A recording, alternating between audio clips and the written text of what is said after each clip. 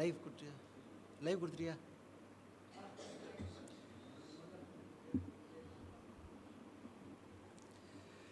Very good morning, everyone. Check. Very good morning, everyone.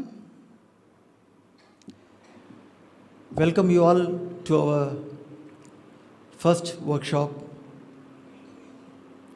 in Srivathsam, and this is going to focus on glorious Bharath.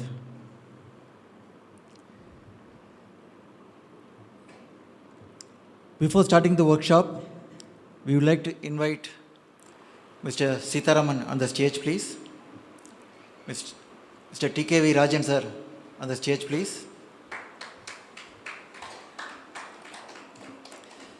Mr. Ramasubramaniam on the stage, please. Mr. PK Viswanathan on the stage, please.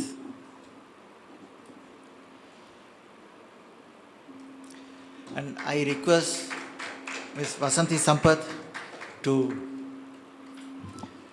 do the lamp lighting process.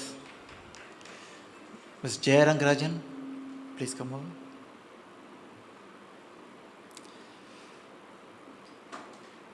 Mrs. Meera Ramasubramaniam.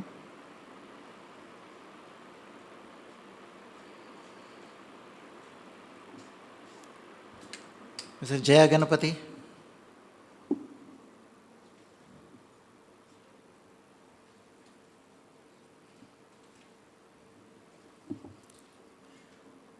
Sitharaman sir, can you please join them?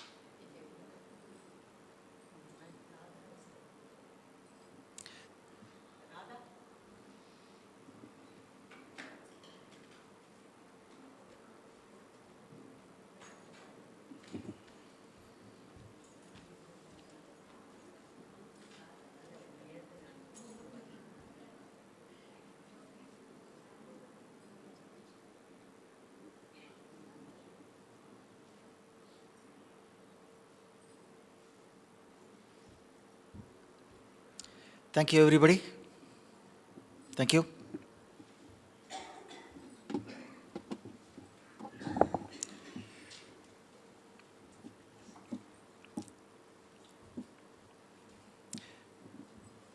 May I now request Sri Sitharaman sir to give the opening address.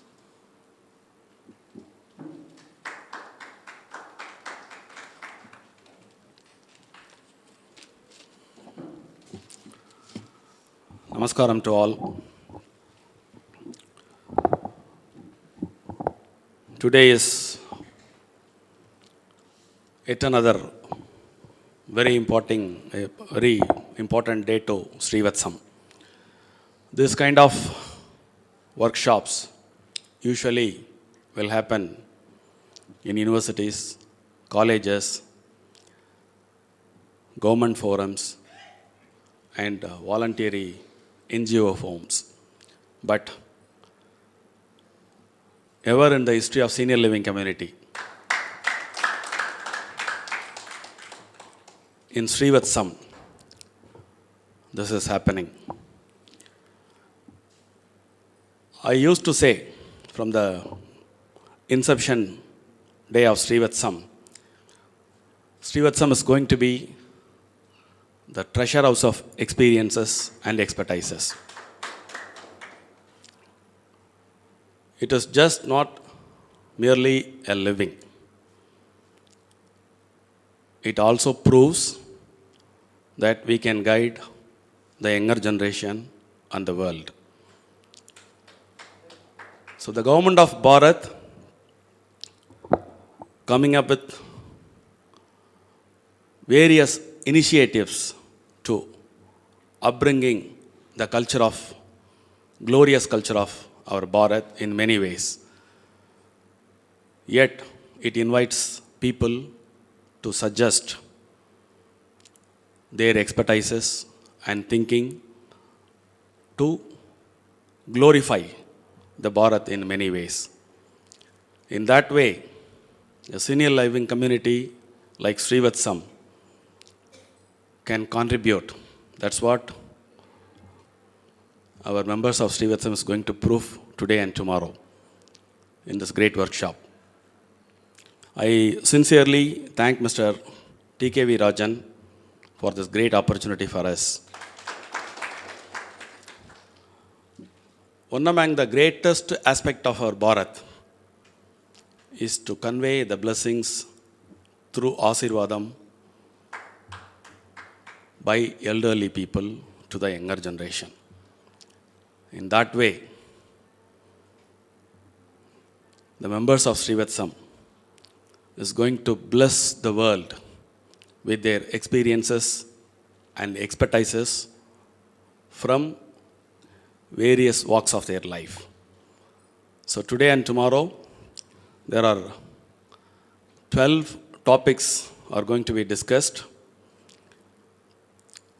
It is evident it is going to be very useful, and the ideas discussed here will be definitely taken into consideration for the growth of the glorious Bharat.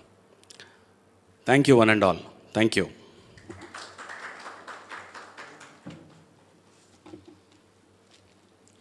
Thank you very much, Sitaraman sir.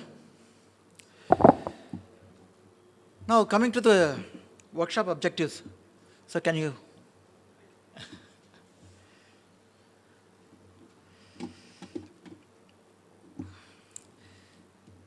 See, this proposed workshop aims to bring together experts from diverse sectors to foster knowledge, collaboration, and knowledge sharing on the interested challenges for creating a glorious Bharat. It recognizes the urgent need for the coordinated and holistic approach to address some complex challenges which India faces or may face, identify root causes, recommending solutions and alternatives. That's what we are going to look at. By convening the experts, practitioners, and community leaders, this event will facilitate the exchange of ideas, best practices, and innovative solutions to build a glorious Bharat to enhance preparedness for future challenges. We will provide, and we are providing, a unique platform for Srivathsam think tank. We call them, in fact, TKV Rajan sir called this as a think tank because we have so many eminent people in Srivathsam to engage meaningful discussions, share experiences, and develop collaborative strategies to address the intertwined challenges in preserving our culture, temples, social justice, loss prevention, and also sustainable growth for our Bharat. The outcome of the workshop is going to be a collection or compendium of all these papers, and Rajan sir is going to help us to make this reach the Prime Minister's office so that we are going to have recommendations for future challenges and solutions with alternatives for Government of India to take it up and grow further. As Sitaraman sir said, we are going to have 12 topics on diverse subjects. 4 different subjects we are going to have. One is on strengthening our culture. The core areas are strengthening culture. Then social inclusion. The third one is very specific and high-tech, which is data science and analytics. The fourth one is emerging challenges. For all these, we are going to have eminent speakers from Srivathsam and also our collaborator, Indian Science Monitor, Mr. T.K. Rajan sir. And we'll have these papers presented.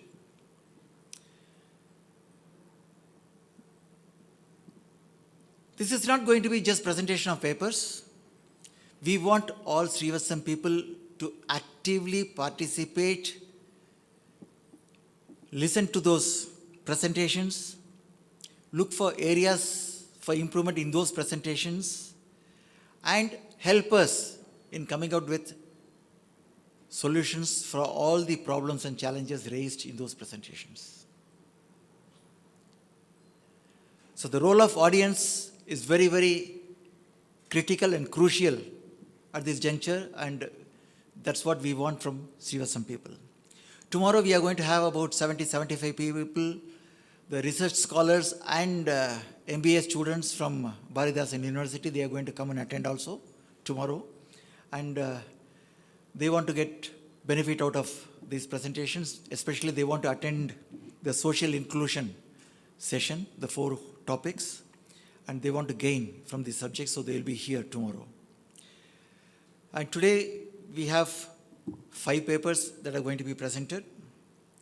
One is on revamping the historiography of ancient India, unlocking the enigmatic past, Mahabharata epic, a case study by Mr. T.K. Rajan, followed by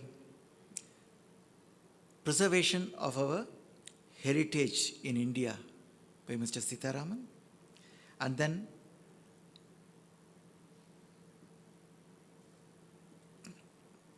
the big topic on Swachh Bharat, how we localize and how do we do local Swachh Bharat, impact and ecological changes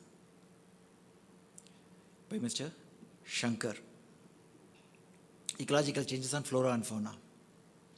So these 3 topics we will be having in the morning session, and afternoon is fully technical, is going to be technical, and I looked at their presentations and they look so simple, and after looking at those presentations, I was wondering, people talk about artificial intelligence, data science, we are all really worried, but these presentations make them so simple and make us understand what is artificial intelligence, what is data science, and a lot of questions come up. Wow, it's so easy, and we can also do, and we can also help Government of India in coming out with some solutions for those challenges. And tomorrow we are going to have a packed house, and we are going to have about 7 topics in 2 sessions. So I don't want to go much into this. Drinking water is available there. There will be tea time, and we'll get the tea served here itself inside. And there will be, though it's mentioned as break, we'll try to see how we can cut short the break, and we can continue the presentations. May I now request T.K. Rajan sir to throw some lights on this workshop.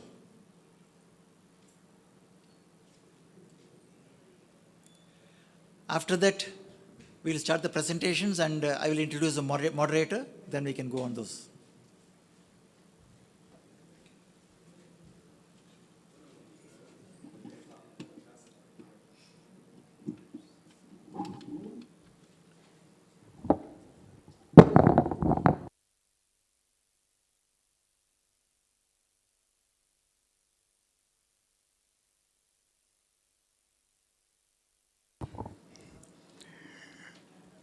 Good morning to everyone.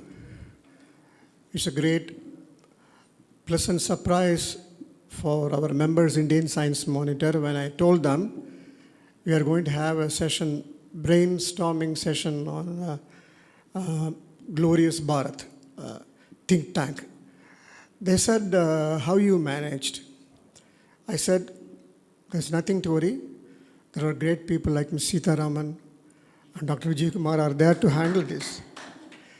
Because we know very well how difficult to amalgamate expertise. Last year we had one climate action program at Loyola College. We brought out the workshop paper. The Minister for Environment and Climate Change, Siva Mayyanathan, came. Surprisingly, he was so familiar with the climate change. Nowadays, I found that most of the younger generation ministers are well versed in their own subjects. But still, we found very difficult to coordinate, amalgamate the people at Loyola College. It is done like anything, thanks to the great expertise of Mr. Sitaraman and also Mr. Vijay Kumar and all the participants. And it is not easy to give a paper. I know how difficult it is to write and think and give. All of you are doing it. And also our coordinator is here. She is able to amalgamate everything. My request is, as told by Dr. Vijay Kumar, please, everyone should contribute to the concept, whatever you have. That will be added as an appendix. If not appendix, at least we'll say that simulation of think tank. So every article contains the final form of thought. Think tank purpose is to amalgamate, unite all the ideas together, bring out the best thesis. Now we have very challenging years next year.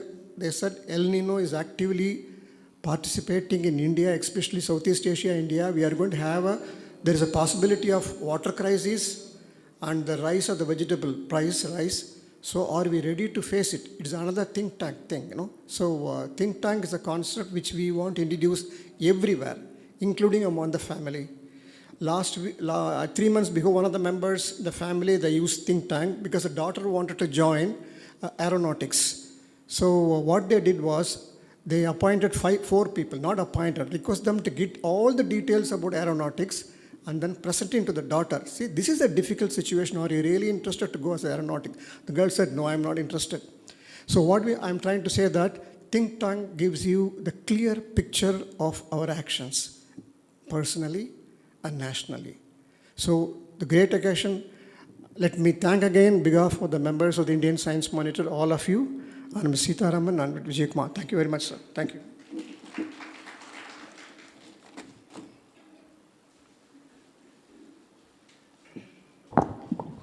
Thank you very much, sir.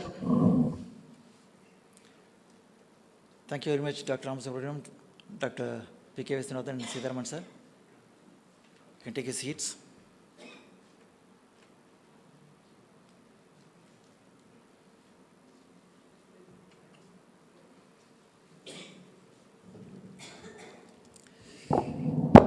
Can we move on to the workshop now? Great. Well, the first session, preserving our culture.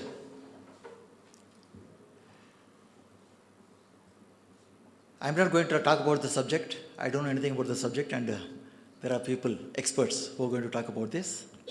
And I am only going to introduce the moderator here. The moderator for this session is none other than Vasanthi Sampath.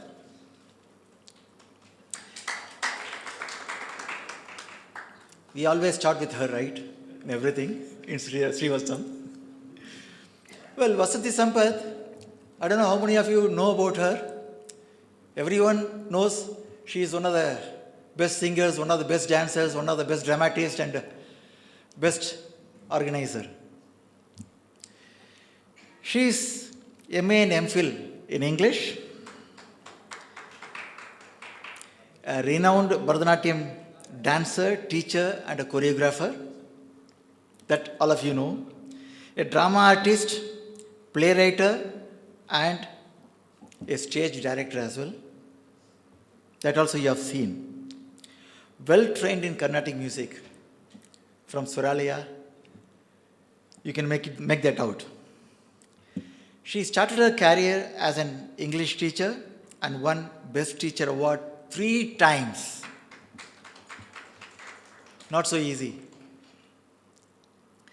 Retired as principal of one of the international schools in Chennai. She was also heading the academic wing of Cryolan Cosmetic International for several years, conceived and conducted many global seminars on beauty makeup and threads arts. Don't ask her the age, and you can't guess also.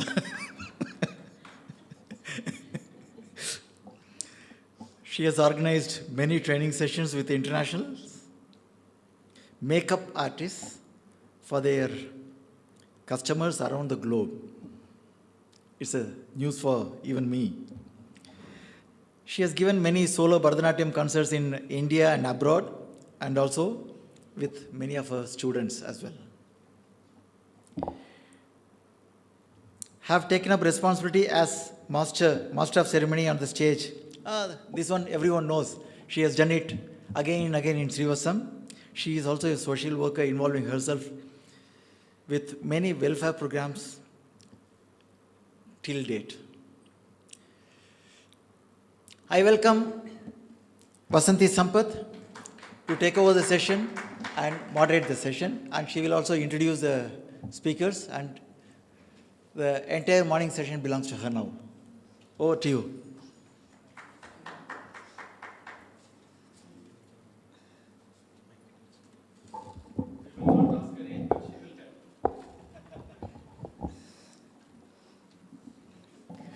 Good morning to one and all present here. He read a lot about me, but I don't know whether I'm worthy of all these titles, but still, I try to do justice today because this is an opportunity for me. Once again, after a long period, and I enjoy my days in Srivathsam because this has given me a lot of opportunities to come out with my talents, which I might have forgotten if I continue to live in some other place. Thanks to Srivathsam and thanks to all others here. My work here today is to introduce the speakers. First session, we will start on a divine note as it goes with Bharatiya tradition. The first speaker is going to be Mr. TKV Rajan, who is going to speak on Mahabharat. Actually, Mr. TKV Rajan needs no introduction, but going by custom demands, I take pleasure in sharing a few words about him. He is an archaeologist, media personality, Director of Indian Science Monitor and Indo-Asian Foundation of Archaeological Research. He has authored many books, conducted many workshops and exhibitions, especially based on Mahabharata, which is our glorious epic. Even today, we have special place for that, two epics, Ramayana, Mahabharata, in our hearts. He is the brain behind many popular TV shows which created public awareness on unknown areas. One such program is, which is very unique, Science Behind Cricket. I think one day, sir, you have to throw some light on that also for us. He has published 5 books which are well received by global audience even today. Thank you for giving me this opportunity to introduce this such a eminent scholar. Sir, I request you to come up on stage, please.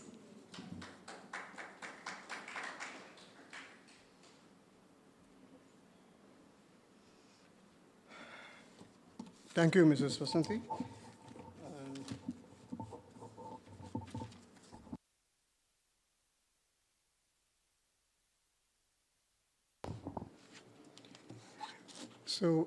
Today's topic is revamping the historicity of ancient India, unlocking the enigmatic past, Mahabharata, a case study. And I wish to quote, wherever I go, I quote Will Durant, very famous saying about history, mankind. Present is the past rolled up for action. Past is the present unrolled for understanding. Let me repeat. This is very interesting. It requires something. You have to use your brain to think. Present is the past rolled up for action. Past is the present unrolled for understanding. So the role of past is indispensable to construct the future life. For that, historiography is a new science which is emerged now to give a acid test to most of the histories, whether it's a Greek or Egyptian. So we are going to apply historiography to Mahabharata. Why Mahabharata? So quoting A.K. Ramanujam, professor of Chicago, he translated some portion of Mahabharatam, and precisely he translated Sangam literature also. His verses on Kurundagai 40 so attracted the British poets' poems. The Kurundagai 40 is being kept on the subway of the London subway, even today. So what is Kurundagai 40? You can see it in the internet. So he said, no Hindu reads the Mahabharata for the first time. A.K. Ramanujam quoting, no Hindu reads the Mahabharata for the first time. So familiar, Mahabharata story.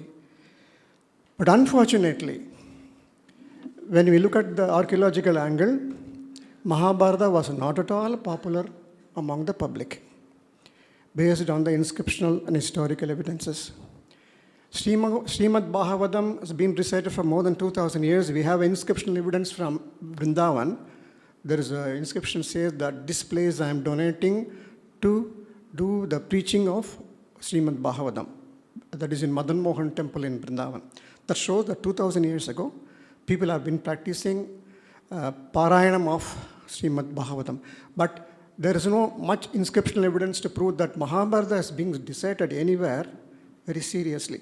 In spite of the fact, Mahabharata is considered as a fifth Veda, and it has been coming for the ages and ages, 2000. So the whole world is just, it's a kind of a big surprise for them, how Mahabharata retained that kind of a retained the sustainability in India, in spite of the fact it is not popular among the public like any other thing. So what is the special of Mahabharata is, it's the largest epic poem known. It has been described as the longest poem ever written. It's the longest version, consists of over 1 lakh slokas, and it has about 1.8 million words in total. If you recite Mahabharata continuously, it takes full 1 week to complete. It is roughly 10 times the length of the Iliad and Odyssey combined, or about 4 times length of Ramayana. And what is the speciality of Mahabharata? More than the longest and the most voluminous of all the epic poems, it is the grandest monument of human intelligence and genius. That's the reason why during the Second World War, during the time of Hitler, Hitler may also take some interest in Mahabharata because it has a lot of human intelligence and genius. It is a great epic in a living picture of Indian faith, manners, morality, metaphysics, philosophy, religion, and valor, as they existed more than 5,000 years ago. It is a storehouse of a legendary lore and national antiquity. So this is very, very important. Why should we apply historiography to Mahabharata? So the basic structure of Mahabharata is epic itself. Believe it, there are 240 recensions of Mahabharata, starting from Kashmir to down Kerala. Very famous is Kumbakonam edition, which I'm going to talk a little later. So during 1940s, Bhandarkar Research Institute of Pune, they started working on that. They want to have one critical edition of Mahabharata, so they appointed Professor Sutankar to start it in 1930s. It was over by 1960. He was able to collect all the 250 recensions and then copies around the country, literally from Kashmir to Kanyakumari, to represent as many religions and regions as possible by using Sanskrit manuscript and different script, Malayalam, Grantha, Devanagari, Bengali, Sarada. And then he put them all together. It is something like a think tank. So he's able to bring out the critical edition of Mahabharata. So after that, his publication, a lot of people in America, they took interest. For example, Chicago translation, John Bertin was there. They published nearly 11 volumes. Clay Sanskrit Library, funded by John B. Clay, they published all the original versions of Mahabharata based on Nilagandha 17th century recensions. So now we have critical compendium of Mahabharata. Anybody can consult it. Sutankar, who is the editor of Critical Edition, was so fascinated by two editions. One is from Kashmir, Sarada Libi. You know pretty well, Sarada Pede was like an Oxford or a Cambridge in those days. And Adi Shankaracharya and Ramanujacharya visited Sarada Pede to get the recognition from like PhDs. And it is ruined now. It is in the POK. It is in the Pakistan-occupied Kashmir. We tried our level best to retrieve it because we are able to identify 17 places in Pakistan-occupied Kashmir was vulnerable for Mahabharata research. We know exactly the location. So we already returned to the Prime Minister, tried to retrieve, at least allow the researchers to go to POK to at least do some research in Sarada Pede. Anyhow, so Sutankar took interest too. One is Kashmir, another is Kumbakonam edition. What is the speciality of the Kumbakonam edition is, compared to another 240, it gives you more detail about the Kurukshetra war. Not only that, age of the Pandavas. It's very interesting to note in Kumbakonam edition, age of the Pandavas when they were in the amidst of the Kurukshetra war. I think that information, I just don't have it right now. You can get it on the Kumbakonam edition. Roughly 75 years starting from Dharmaputra. It goes like that. So they give all the details of the ages of all the Pandavas and details of the Kurukshetra war. That's why Sutankar took a lot of interest in Kumbakonam edition. That Kumbakonam edition was very popular in North India, but not in South India, in Tamil Nadu. Kumbakonam edition was prepared in 1907 by great Pandit M.E. Ramanujacharya of Kumbakonam. He started working on that. He finished it in 1932, spending nearly 1,25,000 rupees, more or less from his own pocket. And then he was able to bring out that with all the difficulties, and it was later appreciated by all the scholars. Now it is available in Amazon. Now you can read the original Sanskrit version of Mahabharata in Tamil, beautifully translated by Ramanujacharya. Recently I met the grandson of Ramanujacharya and his family. They are still doing Parayanam of his grandfather's translation of it. So I'm really happy to meet them. I request his grandson to be here for a few seconds. I request Mr. Sitaraman to garden. He's a resident of Srivathsam. That's the most important. Please come.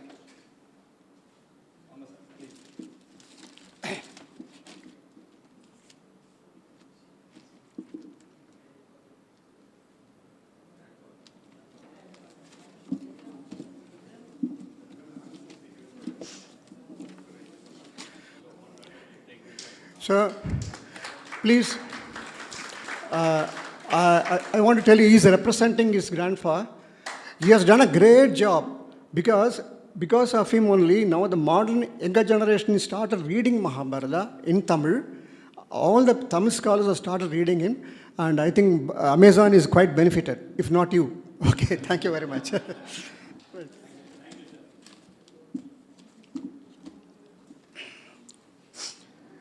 So in historiography, we have a basic superstructure, substratum, what is known as a Mahabharata epic.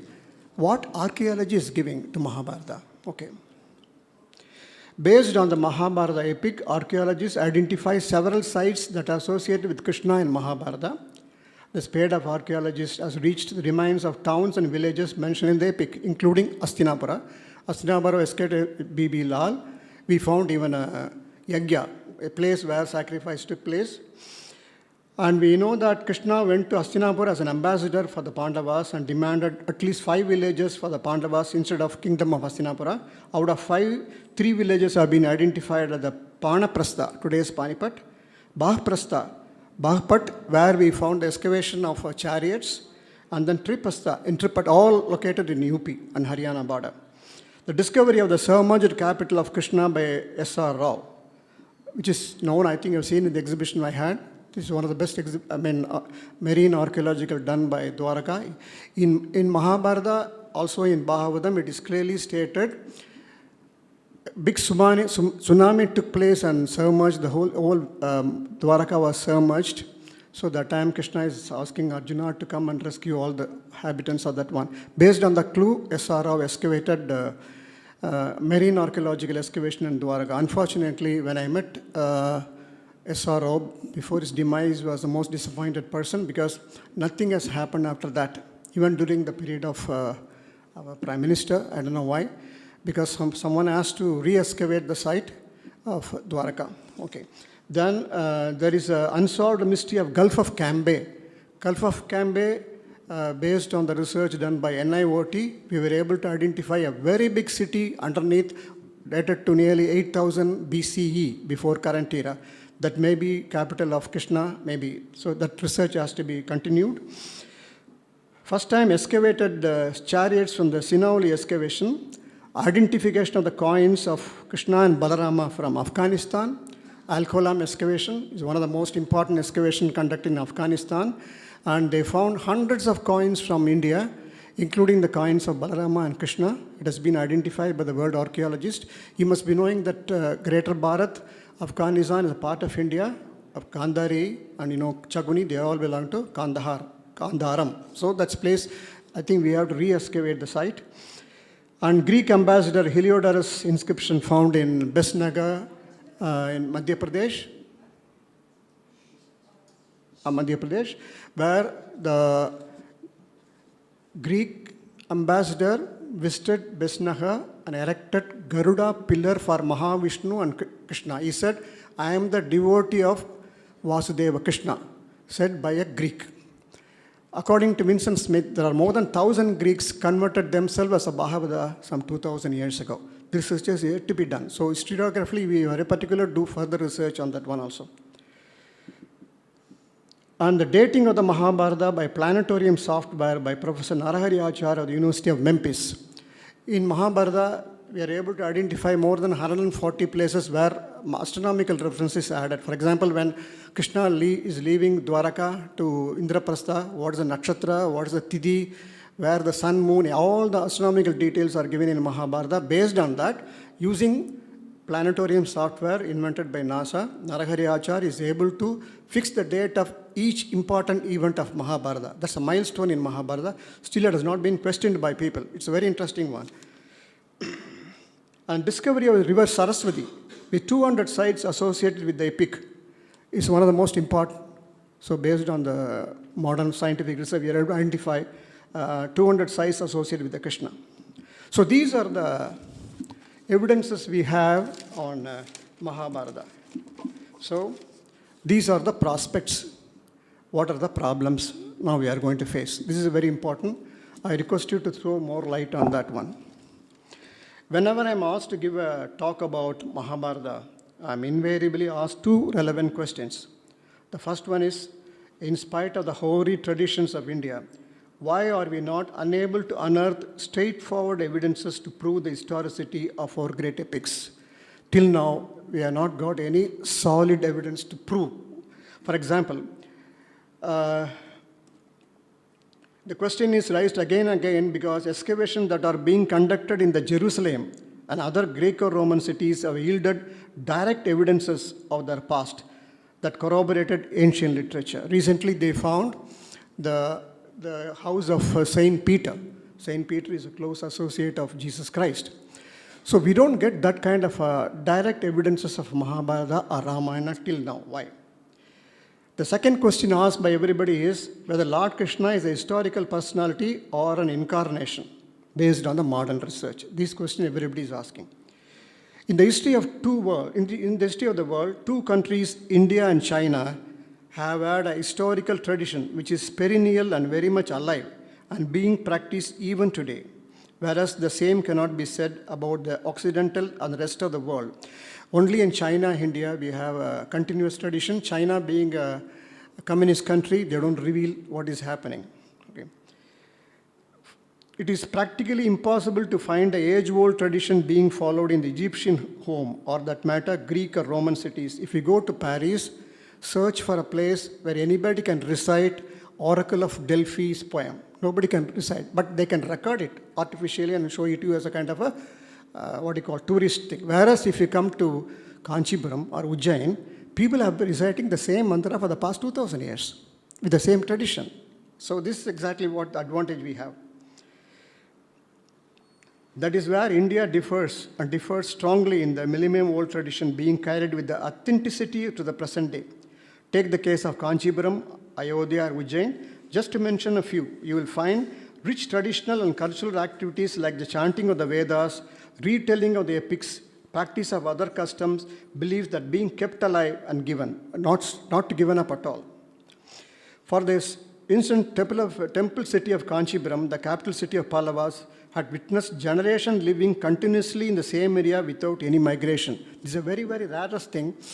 When I met a professor of Oxford a long time before, he's just wondering how we people are keeping quiet, because such a wonderful Kanchipuram has been occupied with the people for the most 3,500 years without a single break.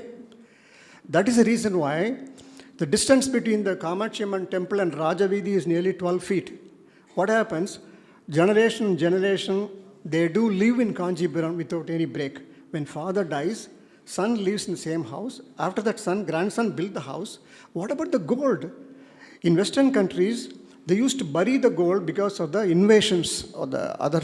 Whereas in Kanchipuram, there is no invasion as it is. So even the golds are given to the daughter-in-law or a daughter.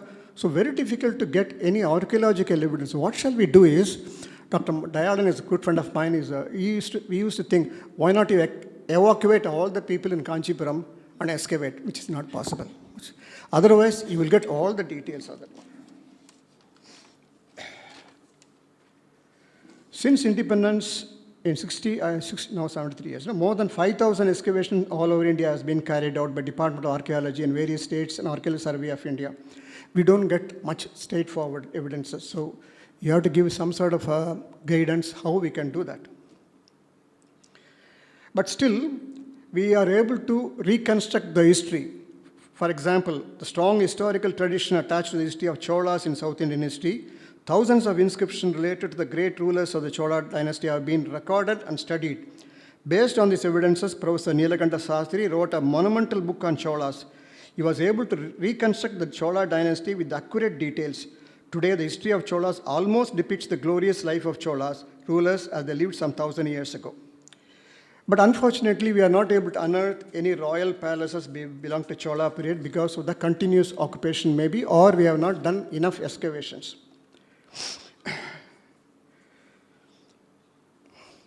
And another thing is, another important factor is that philosophical outlook of our Indians. Material love for the symbols of wealth has already been discounted. Gold and silver were invested for the safety net for the rainy day. I mean, what we say that, we don't have a kind of fabulous houses or building like a Greek and Roman, because our attitude is always philosophical. It's one of the aspects of the thing.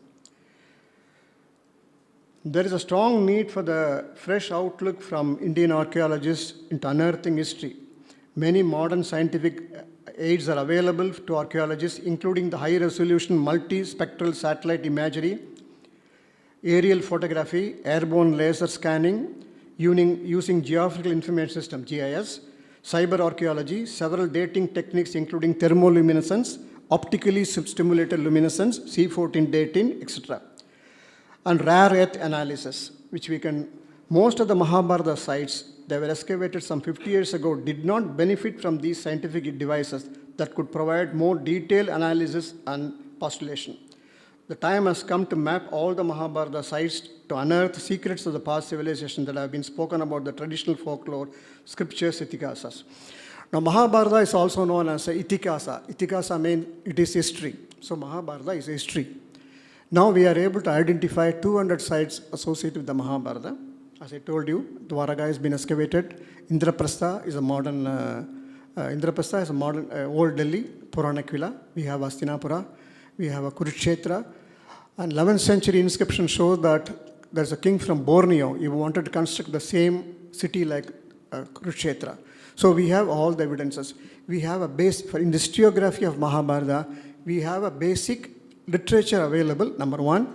We have archaeological evidence, and we have some inscriptional evidence. We have some numismatic coins evidences. Now, the time has come put together all together in a think tank and find out the thesis, when it was evolved, and what exactly the substratum of Mahabharata. This is the concept of my presentation today. I'll be very happy if you just bring some more light. So,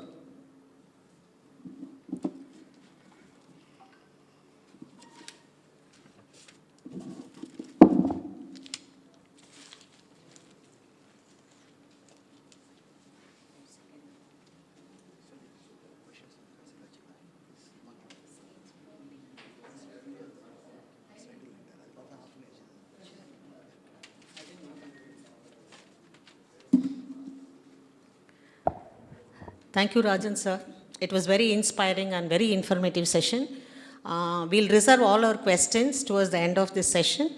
Now I call upon Mr. Sitaraman, continuing with the divine note.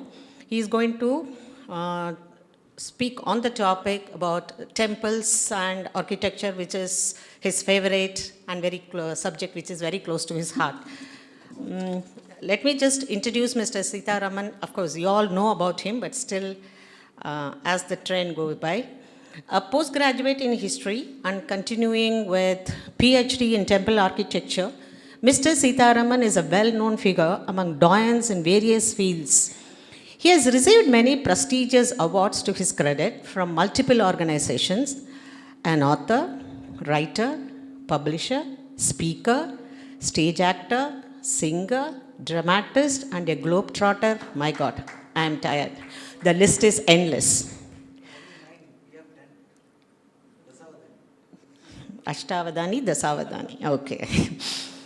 I said the list is endless. There's no, you don't give me time to more.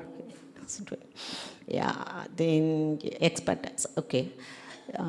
With his expertise and experience in the field of real estate for many decades, he has chosen the philanthropic path of serving senior citizens community with the two much sought after enclaves, Srivathsam and Kaustubam in South Tamil Nadu. Let's all give him a very big hand because we are the reapers of the benefits.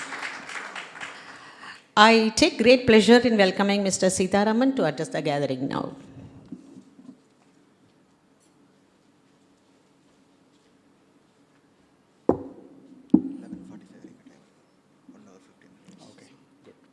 Thank you.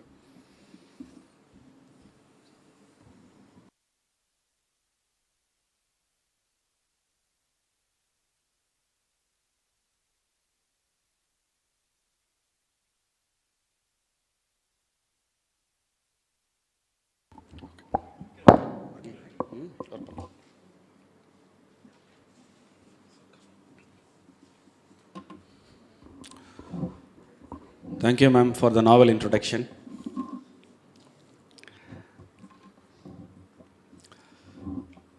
First of all, I welcome you all for the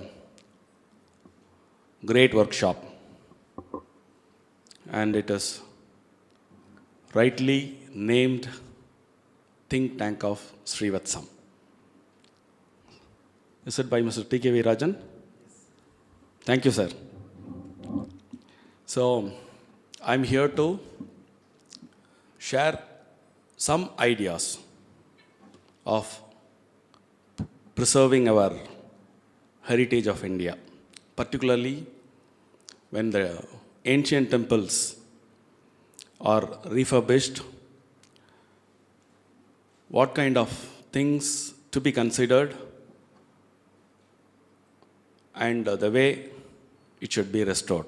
So, for which I need to go back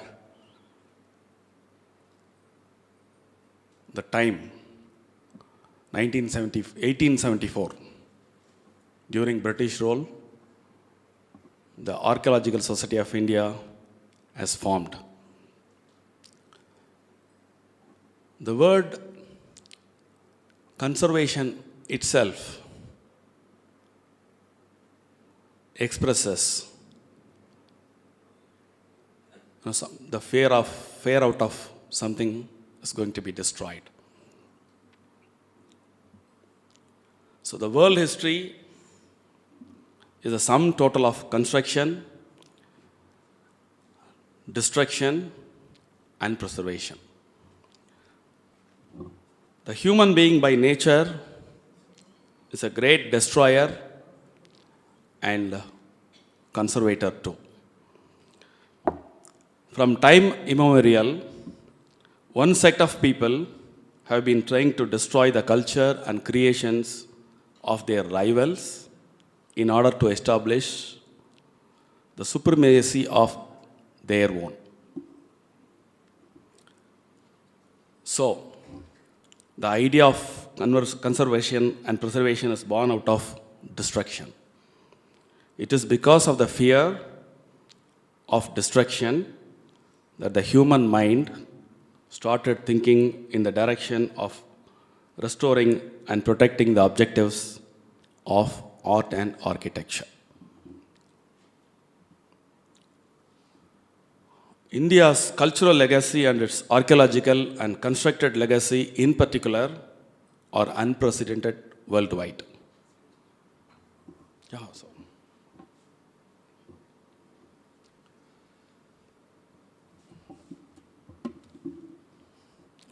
so India has one of the largest geopolitical areas and one of the highest historic volumes and variety during last 5 years.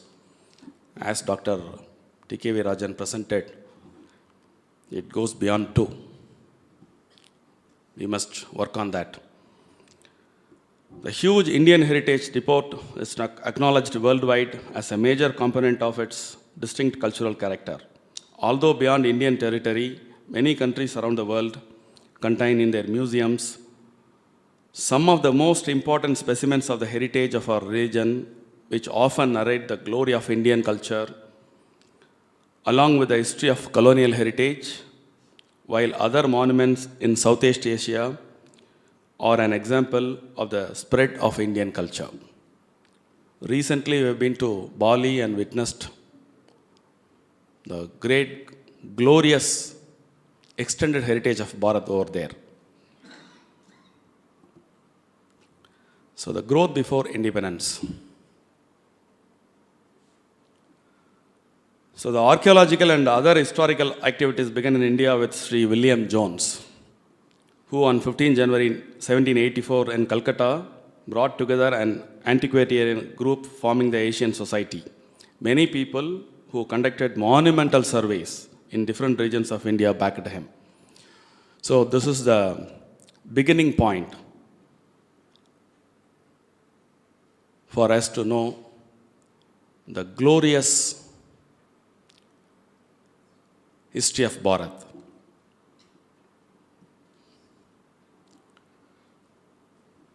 So it leads to the formation of Archaeological Society of India.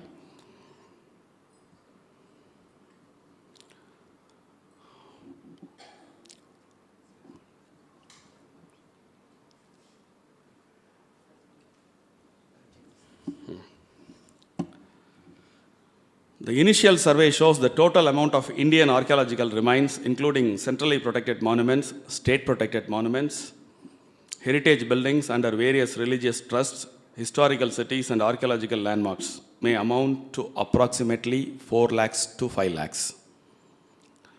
You keep this data in your mind, and subsequently we are going to see where we are actually. The potential of the insurmountable legacy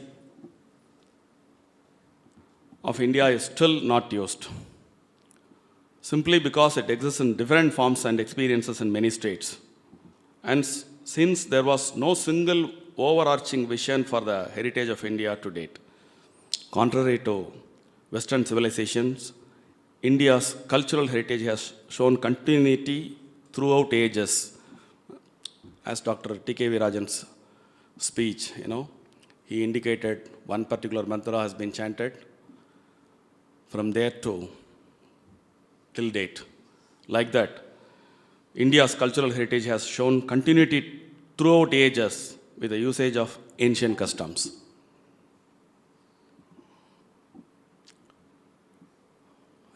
India's heritage preservation is now underfunded, and a comprehensive vision for the budget and planning of heritage with creative management is crucial.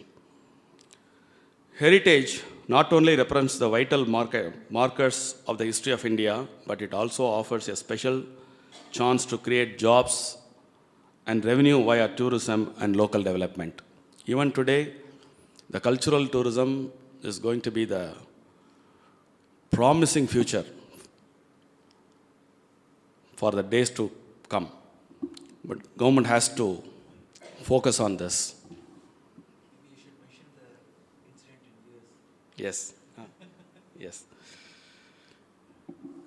So these are all some data I'm just pausing due to time crisis, but we can cover through the slides.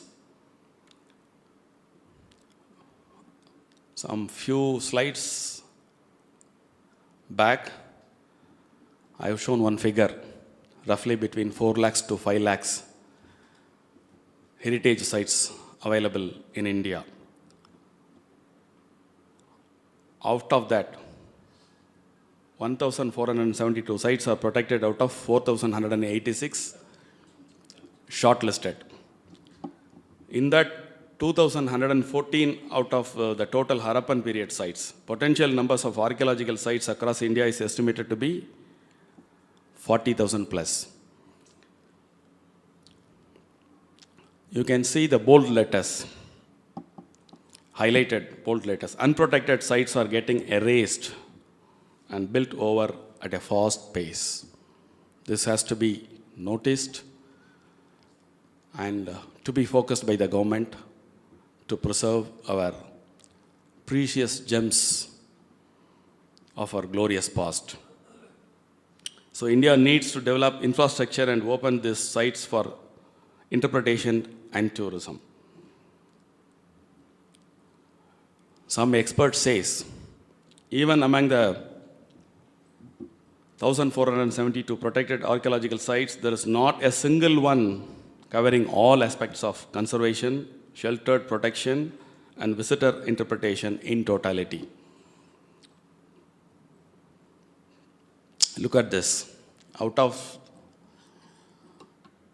the 4 to 5 lakh heritage sites, the government of Bharath initiated a great work to identify some sites to be protected well, which is 1 lakh plus. It has been distributed throughout India. Interestingly, Rajasthan is the highest number, 43,738. Next to that, Tamil Nadu, 39,573 heritage sites. In the overall 1 lakh plus heritage sites, among that 1 lakh heritage sites, 80% are religious ones, which are religious one means majorly temples.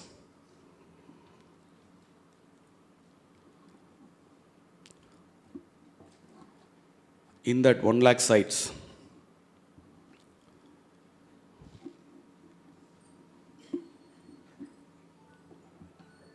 around 4,000 is protected by Archaeological Society of India. You can see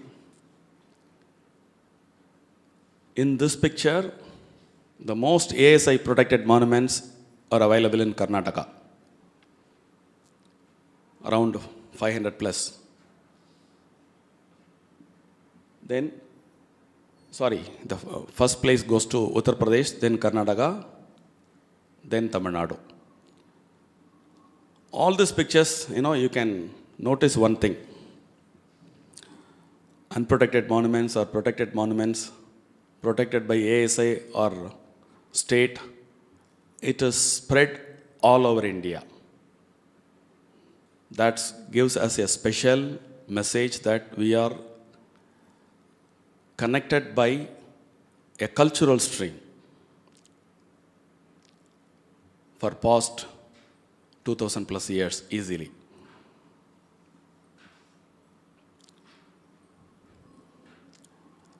See, by seeing this data, how the central and state government should coordinate well and carry forward the preservation of our heritage. The originally available resources is 4 to 5 lakhs. In that, the government has chosen 1 lakh sites. In that, 4,000 in numbers are protected by ASI and 4,000+ protected by the state governments. See, the available temple resources, listed temple, underline the word, listed temples are 40,000+. Among that 40,000+, particularly in case of Tamil Nadu, the state protected monuments is only 89. The scope for preservation, you just imagine how much energy and focus to be put on to save our glorious past.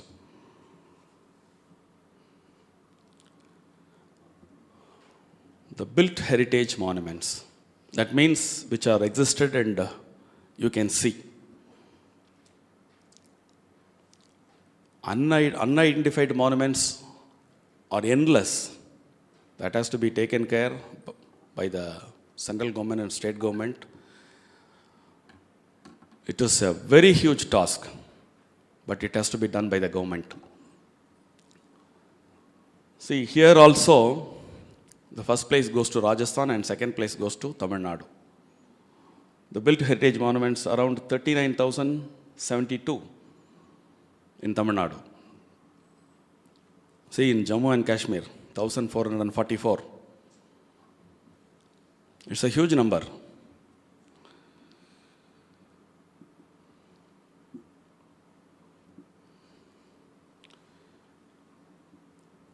So these two slides, which are the listed built heritage monuments state-wise.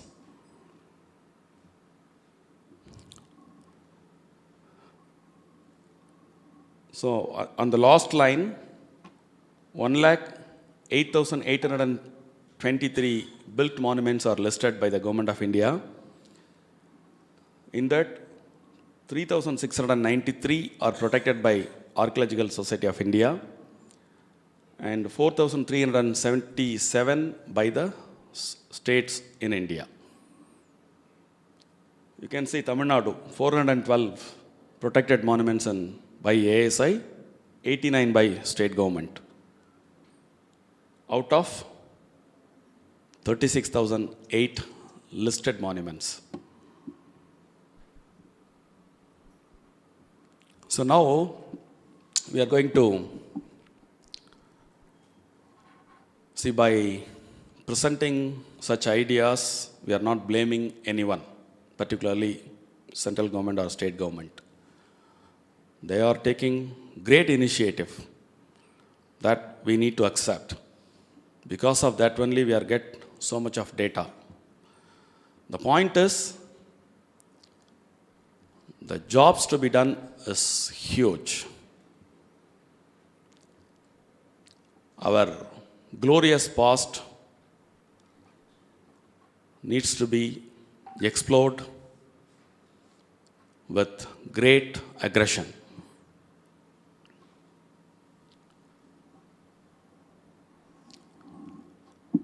So, when I have started the presentation with a note of inception of ASI, before Archaeological Society of India, the greatest monuments like Pragadishwara temple, how it was, you can see. After ASI, subsequently, there is one more government department is formed called ARE. That means Annual Report of Indian Epigraphy. So the government has appointed many scholars to read out the inscriptions engraved in the temples and to be copied regular basis is called Annual Report of Indian Epigraphy. After introducing the Annual Report of Indian Epigraphy, the inscriptions from various monuments are copied. Then only we have come to know so many things. Like, previously, before ASI, it is believed the temples of Tanjavur, Gangaikonda Cholapuram, or anywhere in India, built by Bhutaganas. After started reading the inscriptions from the temples, we really come to know who built the temple, who overall contributed. Then what kind of system were there, all kind of informations we are able to get it through the inscriptions found in the temples. Then the idea of preserving our heritage has come up nicely. See before 1950, you are seeing the picture, the left picture, the first entrance of Bragadishwara temple. Hope many of you have visited Tanjavur big temple. So this is the second entrance.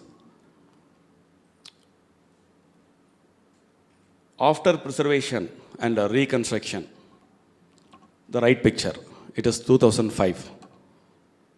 It's been renovated more than 30 to 40 years to see the temple what is today.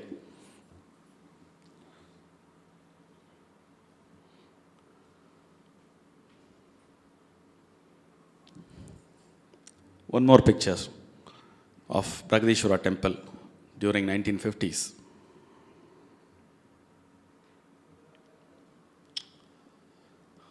So our concern is, preserving the temples are really good. But how to preserve? That is where our concern comes. Many government organizations and NGOs are doing with great interest. But as you all know, the inscriptions from the temple, sculptures from the temple, they are very important. So while refurbishing the temples, the core original structure should not be disturbed. But see here, in this left side of the pictures and right side of the pictures, before renovating, you can see. In these gaps, there are sculptures. After renovation, you see a flat wall. The structure is refurbished in outlook. It looks neat. But we have lost the traditional sculptures. The sculptures will speak to you when you go to the temple. If you are interested, if you see 7th century temple, 8th century temple, 9th century temple, 10th century temple, centuries by centuries, the same sculpture, sculptured by various artisans, will definitely vary in certain aspects. So if we study carefully, we can get to know many things of our past. So while reconstructing these kind of aspects to be considered, the original sculptures has to be preserved and put it in place. I think these kind of preservations done by ASI along with some NGO organizations. But I can give you a classic example. 100 years before, near Chidambaram, there is a village called Tirukkalipalai. Thirugnana Sambandar has sung padigams on Tirukkalipalai during 7th century. So there was a temple existed in that village. Over the period of time, it gets dilapidated. You know what happened? The villages are replaced the whole structure from Tirukazhipalai to Sivaburi, a village called Sivaburi near Annamalai Nagar, Chidambaram. I think from that origin and to the new place is something around 7 to 8 miles, I believe. You can see the structure.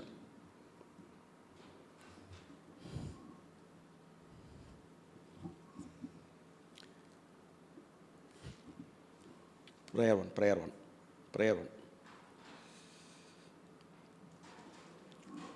It is replaced from one place to another place by villagers. Can you see? It has been restored very properly. Without government's support, people of the village have replaced and reconstructed a temple as it was 100 years ago. It happened 100 years ago. Sivaburi. It is my finding of Parandaka temples. Originally it belongs to Parandaka period. It is relocated and refurbished well by the villagers.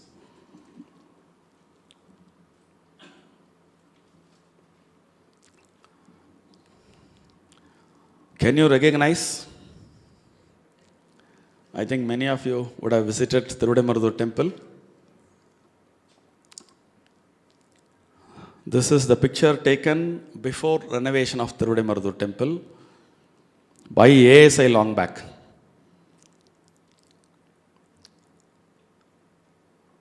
The Encyclopedia of Indian Architecture by M.A. Dake has registered this picture in his book. For getting this picture, I bought that book because you cannot see anymore any of this in the real temple now. Absolutely, we have lost. In Tamil Nadu, many temples have registered plenty of information about our past administration, art and culture. Tirudaimarudur, thanks to ASI and ARE, before the renovation, they have registered all the inscriptions, which is around, from 7th century AD to 13th century AD, around 150 inscriptions from Varaguna 1 to 3rd Kulotanga. That gives you enormous amount of information. Because of ASI and ARE, we are having that information today.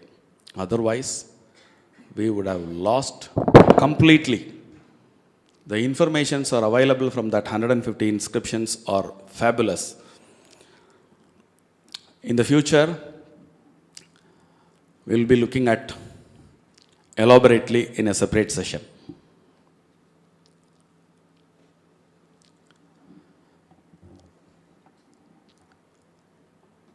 It is the picture taken by me during 2007. After reading the book of M.A. Dake, I thought the original structure would have been somewhere. So I have looked around the villages near Tirudaimarudur. I found some remains of the original structure in the northwest of a pond, opposite to the GH today. Even today you can see. Like that, it would have been spread around 10 kilometers of Tirudaimarudur. So it needs a big research to find the original remains of Tirudaimarudur temple itself.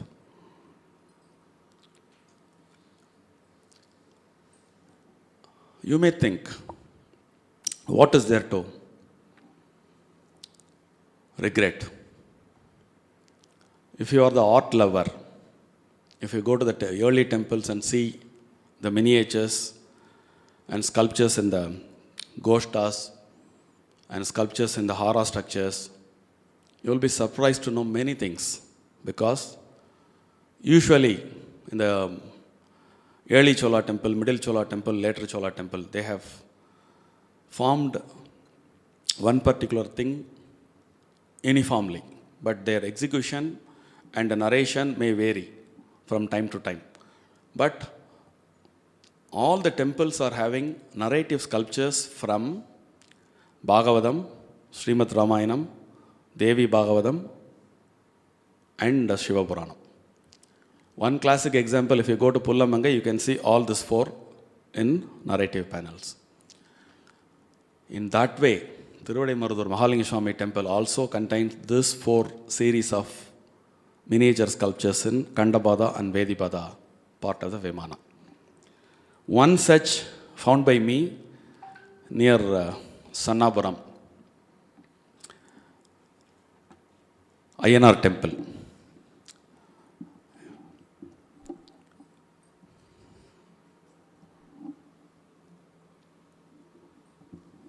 Good. You just imagine what would be the size of the sculpture.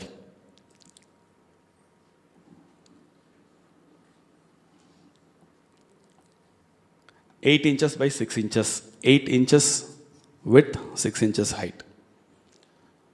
See the quality of the sculpture. Like this, we have lost around 150 sculptures narrating Bhagavatam, Srimad Ramayanam, some valors of Lord Krishna, and Shiva Puranam. How I am able to say this? I have studied the contemporary of Parandaka temples in and around. One example is Kumbakonam Nageshwara temple, other one is Pullamangai, and one is near Tiruchirappalli, Goburapatti. These are all having some resemblance in terms of the narrative sculptures. So during Parandaka period, the temple has been stone built. Today, it's a very big temple, but absolutely no remains of our past. So this is where my concern in this presentation and request to the government of Bharath, while identifying the heritage sites of India, still plenty of new temples to be identified and should be reconstructed in a proper manner without losing our original. If the agamas are not permitting to place the broken sculptures in place, at least they should be kept in museums.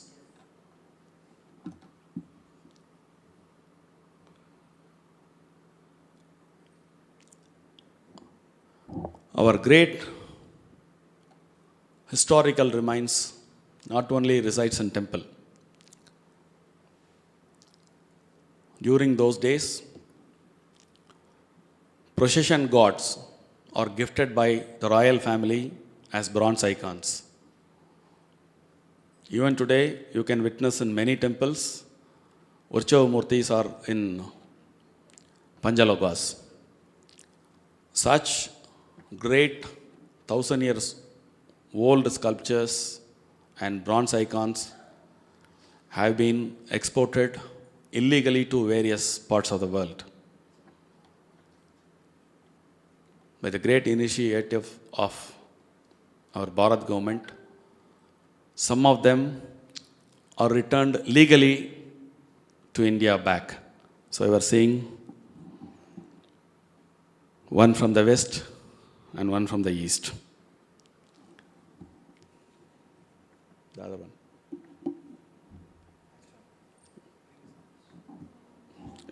Last one. Next one. Yes. These two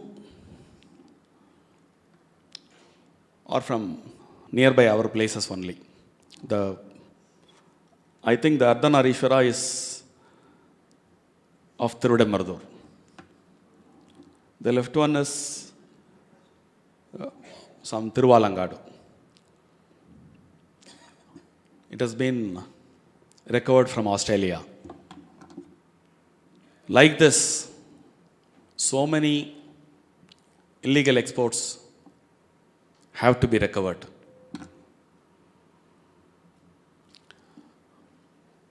With this concern, some of my observations are given as a summary here. What could be done for preserving our future effectively?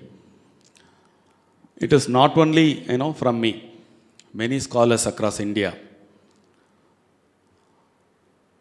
if you go and ask them, they will give you plenty of ideas. It's a kind of collective ideas, we can say. It is not that government is not doing. Government is doing. Our suggestion and request is do more.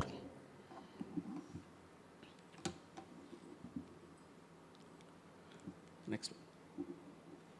So as I have explained my presentation, while reconstructing, preserving ancient temples, the richness of the original structure to be restored as it was. The inscriptions engraved in the various parts of the temple should be estampaged and copied as text as well. The sculptures in various sizes should be kept safely for restoration. Plenty of new inscriptions to be identified, copied, and to be published in ARE regularly. Making heritage management a people-centric by involving communities. This would be the best way to preserve more structures, more sites.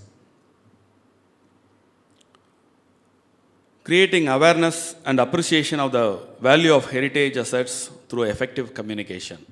This is also a crucial point, Many people are not aware of the richness of our heritage. That should be communicated well down the line. Making heritage management integral part of the local planning and development process. ASI initiated somehow, but it has to go for a long way. Providing incentives to help conserve and promote heritage places. Promoting, monitoring, review and reporting on the conservation of heritage values on regular basis. Organizing exhibitions, conferences and workshops in support of the conservation of heritage sites and creating mass awareness. Evaluation of historic resources and integrating heritage buildings into economic development strategies. Leveraging heritage for promoting tourism, generating employment and reducing poverty. There is a great scope. Because when we go to US or Europe, I would like to give one example. So, in 2011, we have gone to Europe with family. When we go to Italy, one place, the guide took us 2 kilometers. By walking, we have followed him 2 kilometers. Finally, he showed a structure and there was a mark. That structure doesn't have anything to see. There is a blunt building, there is a mark. He was explaining some few years ago there was a flood. The flood comes up to this level. My wife and Samiraj's wife is here.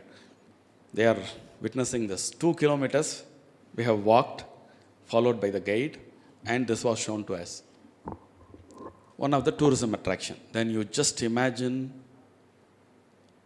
our richness in terms of, how many things to show the world. There is a great opportunity in terms of tourism and employing people.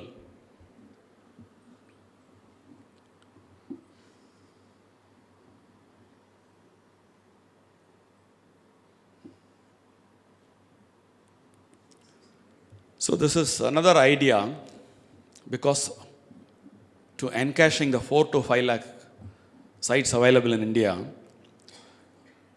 initiative from the government is not at all alone possible to achieve. To make working partnership between public, private and voluntary sectors, creating a dedicated fund for heritage management at local, state and national level. Creating large reservoir pool of trained manpower to look after the entire context of heritage conservation. I put this in red because I feel making heritage integral part of the teaching learning process by including heritage in the study curriculum at school level and institution of higher learning. If it has to be implemented, then the growth of conservation will definitely go up. Making people believe that development and heritage are positively correlated for promoting economy and quality of life of the community. I think Srivathsam people are already doing. They are enjoying the life along with the cultural activities. Creating local sense of ownership among communities by holding festivals and cultural events. Thank you. Thank you so much for the great opportunity to share some of my thoughts in terms of preservation of our Indian heritage. Special reference to the temples. Thank you so much.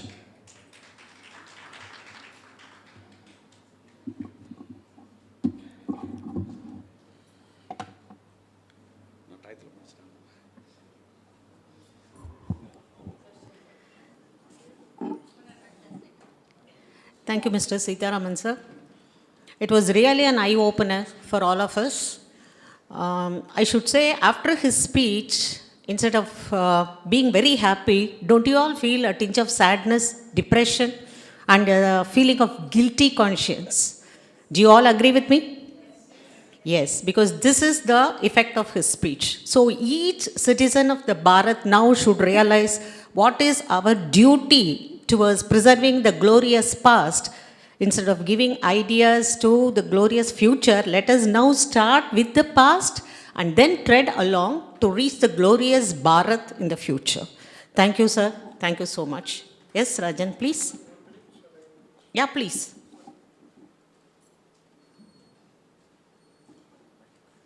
Thank you. I'll just take 3 minutes. Wonderful, sir. So what we do now is that, Archaeological Survey of India has relaxed a rule. Privately, we can excavate a site under the supervision of Archaeological Survey of India Archaeology. That means what they want is money. So I have been telling people, instead of building a lot of temples, suppose if you build a temple, it costs you some 3 to 5 crore very easily.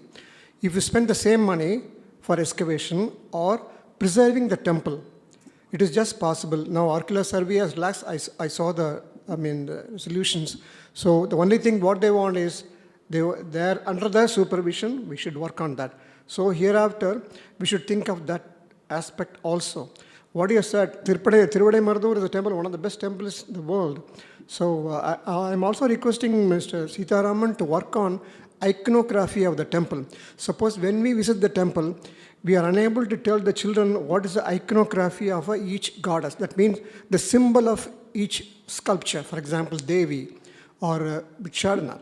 So I want Sitaram scholars like to tell the future generation, younger generation, to tell what is the symbol of each goddess, so that they will go and realize it when they visit the temple.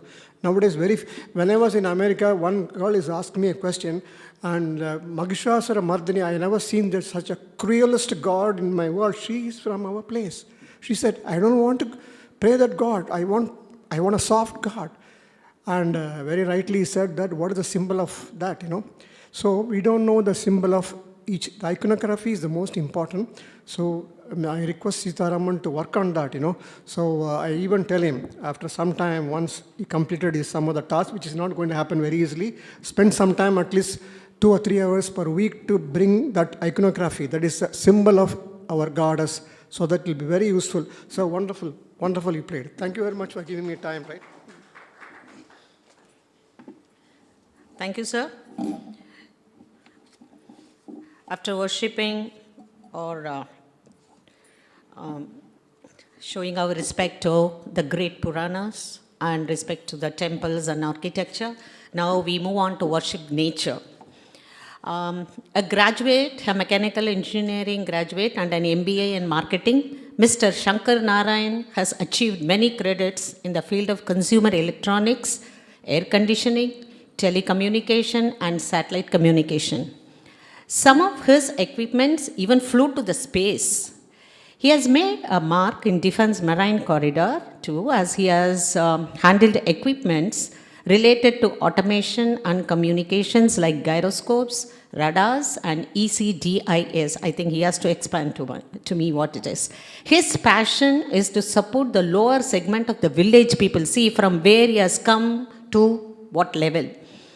And he has chosen to settle in the interior part of Tamil Nadu, and he's doing a remarkable service to uplift the lower section of the villages. Thank you. I invite Mr. Shankar to throw some lights on Swachh Bharat and its effects on ecology. Thank you. And audience, you can reserve your question and session towards the end of this session, because after that there will be interactive session, and your questions are very important because it has to be registered and it will go to Government of India. So your questions and opinions, everything will be written down and with your name on the print. Thank you so much.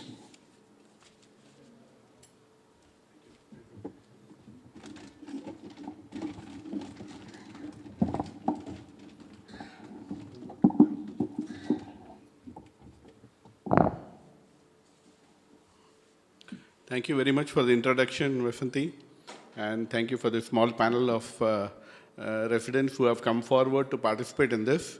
It's really remarkable that in a small village like this, we have taken up a subject like this, and we are all brainstorming.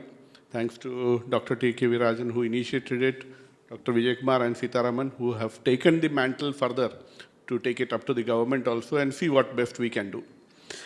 With this opening remark, I'm definitely taking up a subject which, after histography and preservation, into a very common subject of what we live with, what is in the present. I refer to speeches, for example, in 2014, that our Prime Minister made on the Red Fort, that Swachh Bharat is going to be an agenda of our country. Even for our years, educated years, for a Prime Minister to talk about bathrooms and others was surprising. But it was very clear that we need such initiatives at the topmost level to make a difference to India. And in that regard, I think we have taken a step, the Prime Minister has taken a step, the government has taken a step to move in that direction. But then it is too less and a long way to go, because people have to change. India is a long train. We are moving a train and now suddenly we are trying to turn the train. Now, to turn a train, it takes years, it takes mindsets to change. Being a little bit into the marine field, we sometimes say, sometimes if the engine of the ship doesn't exactly work the way you want to, they'll tell all the crew to stand on one side and tilt the boat so that the boat will turn. So that's exactly what we should also try to do. We should try to change the mindset of the people to make a difference in the localized area. I remember in my own childhood days and others, I had happened to go to Delhi and happened to know the chairman of Steel Earth of India Limited, Mr. N. Samaraponghavan. And he was, at that time, to be a chairman of a public sector undertaking was not small, and he was very top-rated person in terms of ethics and everything. But a small incident made me think of things differently. He just took us for an ice cream round with his son, who was my close friend. And after eating ice cream, as a normal behavior, I threw the ice cream can down on the floor. Now, it's a very common place. I think we have all done it at different stages and made India dirty in some way or the other. Maybe not even given a second thought to it.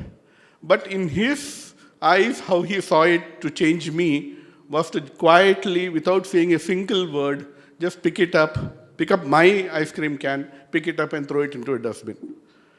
And then I was just watching it, and then it made an impact on me. These are the changes that we need to do to change mindsets of people. If we tell people over here also, when I tell workers, when I tell people, I know if we tell the management, they will send a full crew and clean up the place. But that does not change mentalities. That does not change the people and their behavior.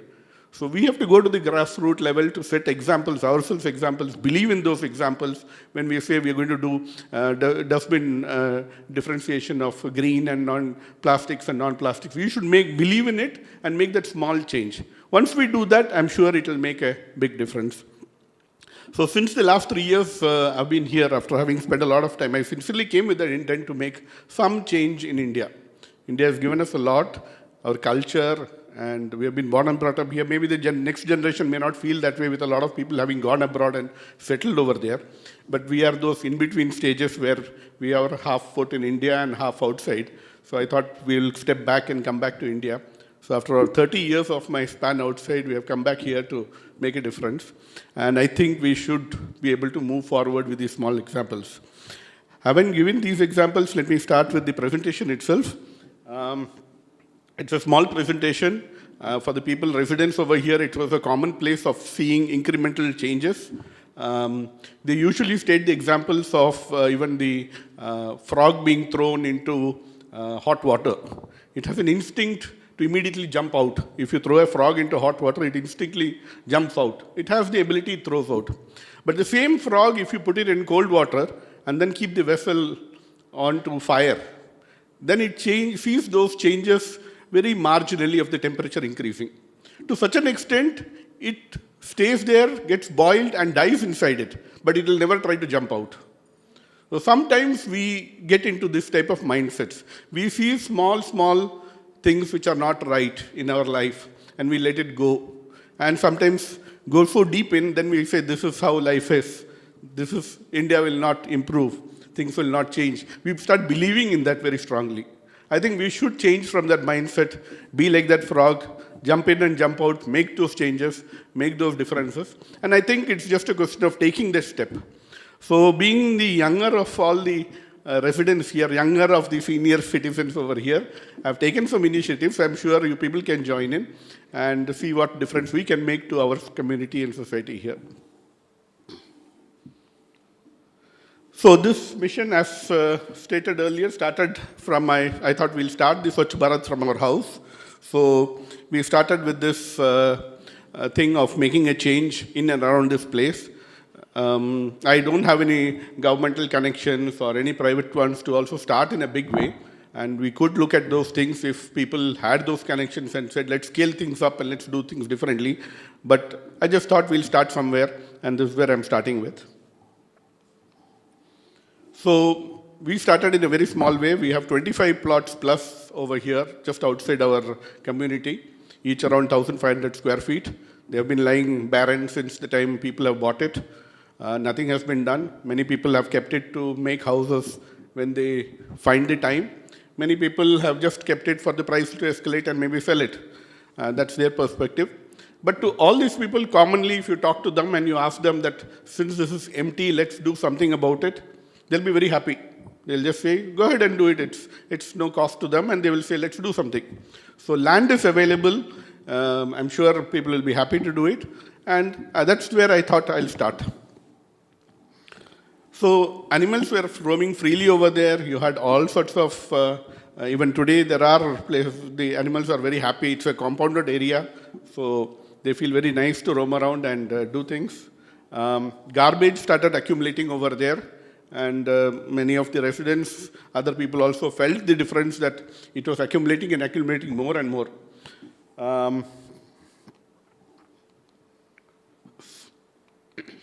So this is how it used to look like earlier.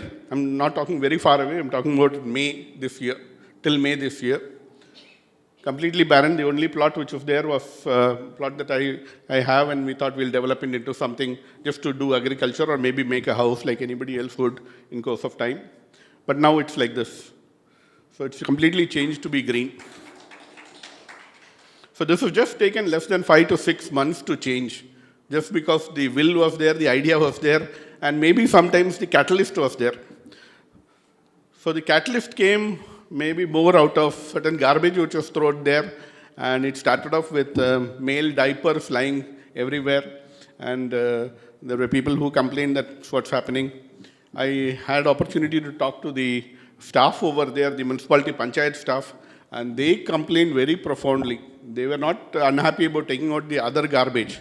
But the male diaper, they say, let me not specify it as male, diaper, they say, is something that breeds worms, breeds things, which the minute they touch, it just starts getting into their hand. So I believe in dignity of labor. Whatever job people are doing, they are doing it out of their own will and or due to certain necessities. But surely those things have to be dignified. So we can't put them in a stage where they have to deal with it because that's the only choice that they have. And if we make a difference, if we can make a difference, we should. So maybe that triggering factor made me think that let's at least start with something which we can do. So I started with the idea that let's grow something. Let's do something that will prevent it being used for something else. So that's the small agenda which I started off. There were no doubt a lot of construction materials, things like that, which is normal in any other place that was there in the place. So all those debris had to be removed. A single bore well, I went for something which was of low investments also requirement, money investment. So things which were not required, we didn't do. There was a single bore well, which I had earlier. So we used water from that and still now runs in the same way. We adopted technologies also. I believe now sprinkler systems are available easily with even electronic control that you could be maybe in US on a visit, but you can still use your mobile phone app and switch on the sprinkler here. Technologies are available, and since we are all educated, we should use those means to see what we can do to make sure that things are moving. Organic farming, the land is definitely very, very fertile. You put anything, it grows. So been trying experimentally to do things. So I started off with nothing much but using normal cow dung manure as fertilizers. But then I felt that let's try something new. So recently I started trying to do drip irrigation and also, drip irrigation and covering the whole thing with sheet so that I can use minimum water and just see how that grows. By the way, I'm totally new to agriculture. I've never touched a plow or anything ever in my life. So this is an experience for me also for the first time. But even today morning when I had gone there, the miracle that such a small seed, small that I can't even hold that seed, that's as small as that. When I throw it into the ground, it grows into such a beautiful big tree and then gives us fruits. It's remarkable beauty of nature. Some of them come and say that you've done a great farm and compliment me on that, but I would say we really don't do much. We just drop the seed at the right place and then we just sit and wait and it grows by itself. So that is the beauty of nature. So maybe that only act we need to do is to throw the seed at the right time, at the right place. The residents also, to involve them, I took the initiative to create some interaction of them. I invited all the people above 80 to come, and there were some 23, 24 residents above 80. They came in and they put their plant. They planted the trees. So we did that initiative to involve them. And even today there are many tatas who come and ask me, how's my plant, how's it going? And for them, maybe it is a new leaf of something new that they have planted, their involvement in it. I took a commitment from them that they should all be around to eat the first fruits of their plantation. And they've all committed, yes, let's hope for that. Now you can see remarkable change. Anybody coming there can see flowers, name it, insects, bees, birds of all kinds, even nesting birds, all have come in. And it's made a huge difference to me also to see that where were all these before? Where were there? And now where did they come from? And every day on something very small an area, microscopic in size, you can see activities going on. And that's really an experience that each and everybody can live through and see.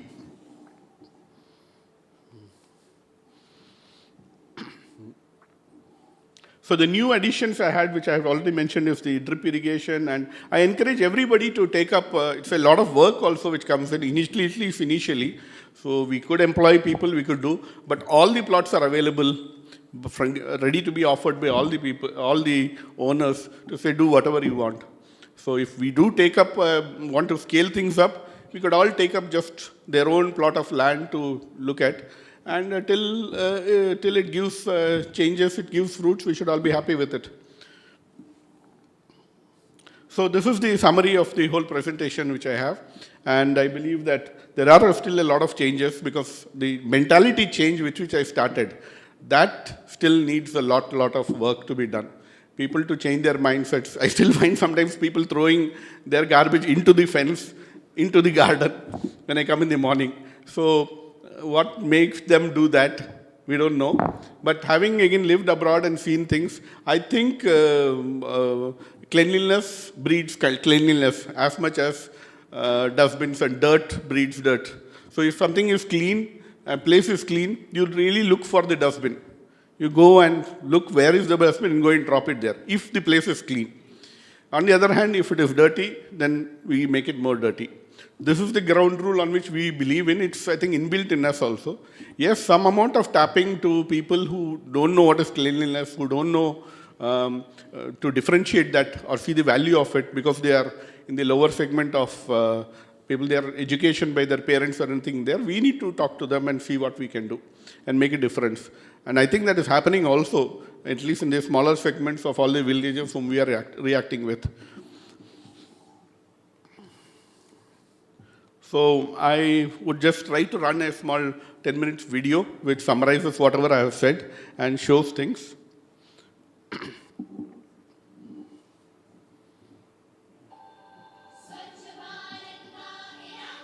Video.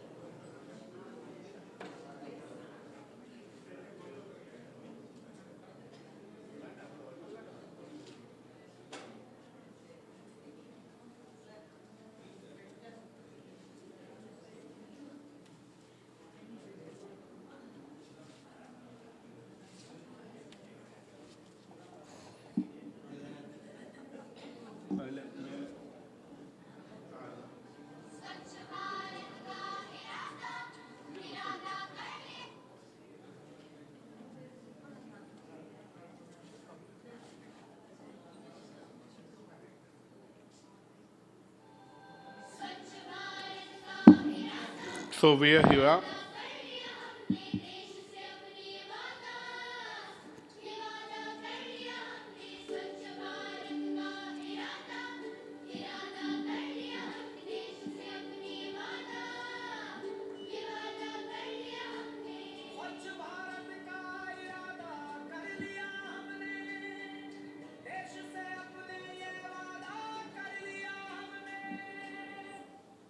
So this is the entrance to our small world of Srivathsam. Every day we see this with plots which are empty and then the apartments. So here's the main built-up area and the plots which are there. So this is how you see an aerial view of it. Every day there are animals roaming around. They have a free gala time. And I'm sure any person who has these animals will be very happy that it's roaming around in a compounded area. He can go to sleep and leave the animals on their own. So that's what happens every day. Even horses find their way inside and play around and do whatever they want. Dogs and things are in plenty. I'm sure some of the residents must be very excited with seeing this, but these litters are not small. They are in numbers of 15, 20 at a time. And you can see the whole lot here. But again, what's sad after seeing this is this scene where they're eating plastic, dustbins and trash thrown around. That's what they eat. But just outside, of the other side of the Srivathsam, you can see a lush green paddy field. I'm sure anybody who sees this site, 360 degrees, would be so happy to see it. So this small area is what we try to make a difference with. Garbage breeds garbage, as I mentioned. You can see the diaper scene, which I mentioned.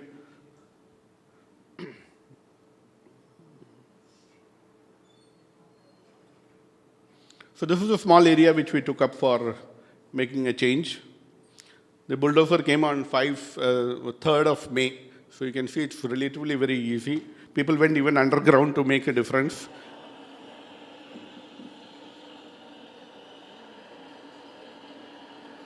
Some amount of tilling had to be done like this because there was a lot of construction material which we found.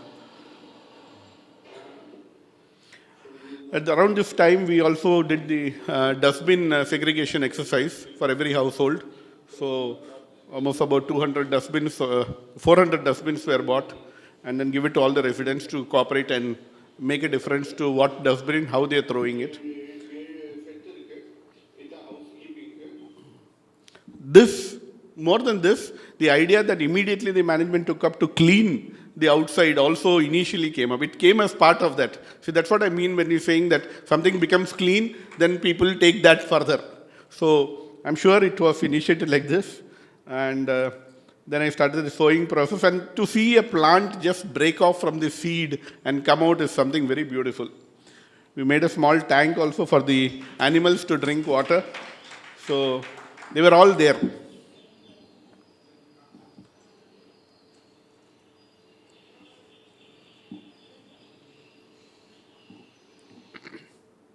I found a squirrel for the first time, a baby squirrel with a long nose, but I didn't know squirrels make nests like birds. So that's what we saw. This was a delivery of a calf just maybe 10 minutes after it was born. I have never seen things like that in my life, so I was all excited to see it. Birds, and they had a bathtub which I made. It takes bath in that yellow bathtub. It even takes bath or scratches itself in sand. This is a beautiful blue bird which you see everywhere, that doing this.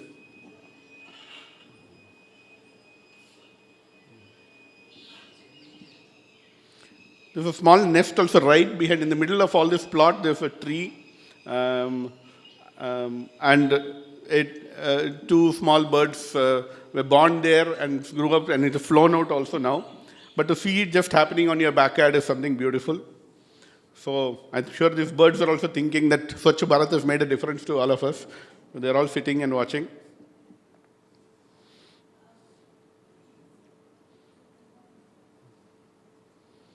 Beetles of these kinds, seeing colors all around. I'm sure they would have been happy. Butterflies, please do come and see. Beautiful butterflies from nowhere have started coming in. And they draw nectar, they fly around everywhere.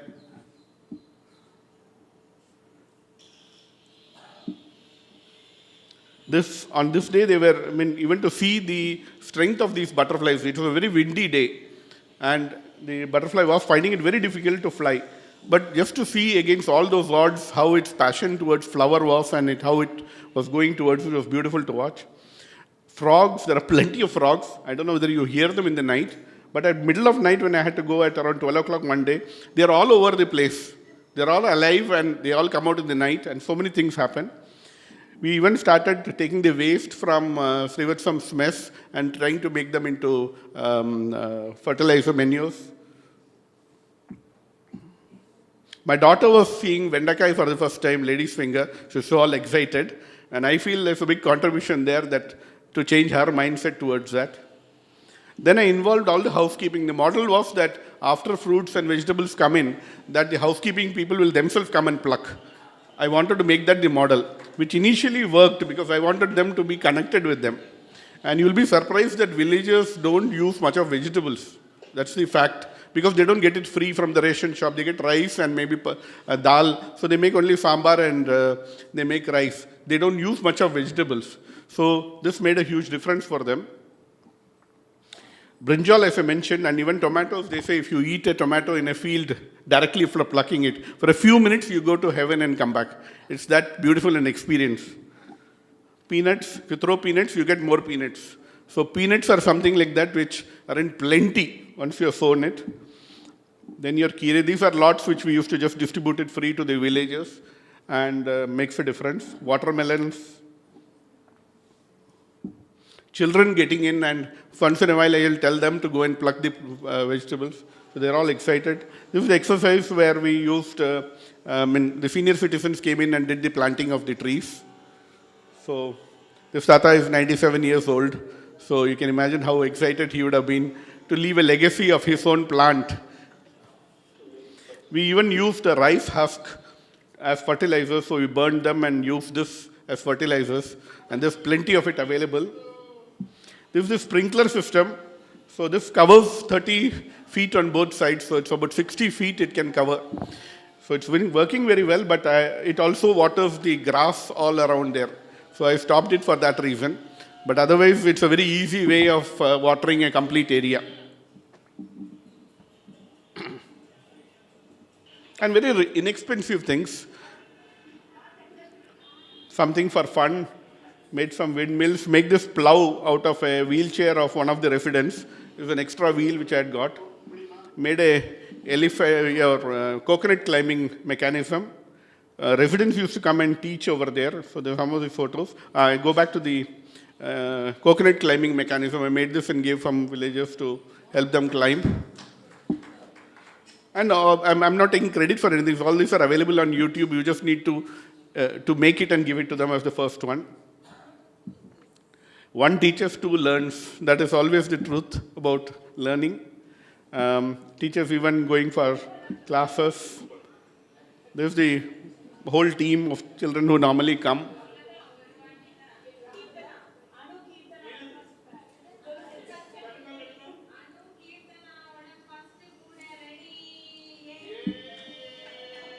We have a lot of fun, and one of the teachers is 80 years old. I appreciate her spirit every day to come without hesitation. And if she can do it, many of you can do it to involve yourself. And she also removes a lot of knots. So this is the small world that we are in. Now we have started tailoring classes also. Our recent order was for about 1.25 lakhs, which we got certain bundles made out and given out to a company to give it for people for Navaratri.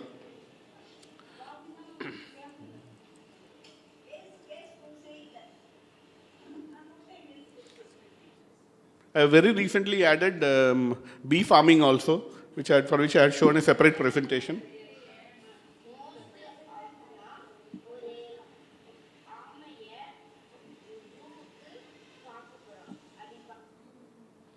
So that's the world that we are in, and that's what we see over here, which we can scale up because the model is quite successful, everybody is happy, everybody is gaining. And I think we can all take up some small jobs like this to do Swachh Bharat and make a difference. Thank you.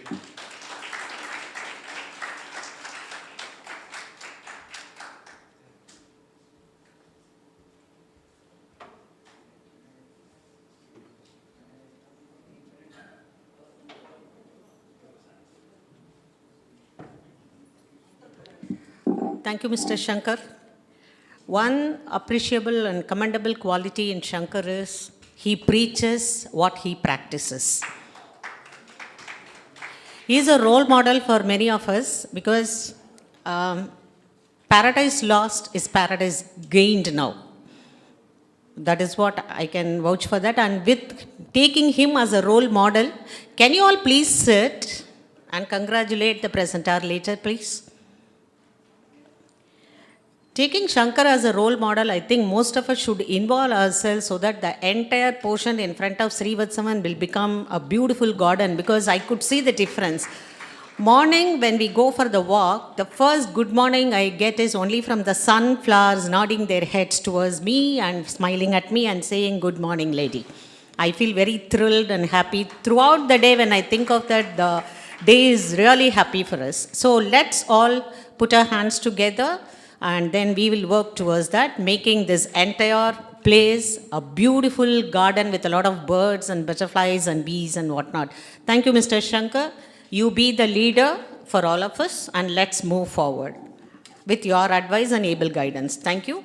Now we move on to this question and answer session. If anybody wants water bottles, please let us know, because we have good stock of water bottles so that you can ask your questions in a very loud and effective voice.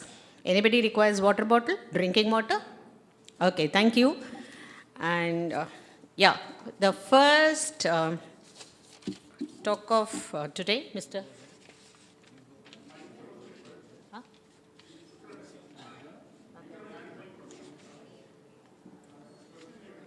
Now Mr. Vijay Kumar has given me an elevated position. I have to go on the stage. Thank you.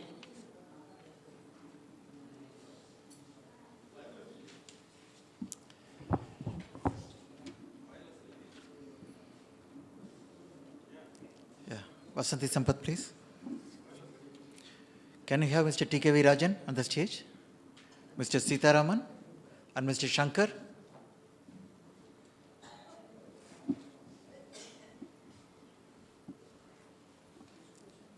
Vikram, Mike. You can also ask from there.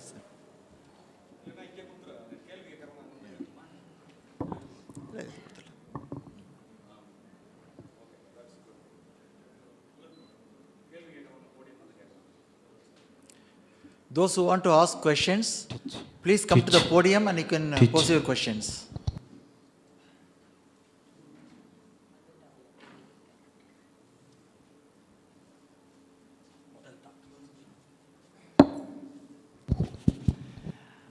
Mine is not so much about questions, but certain points on the presentation.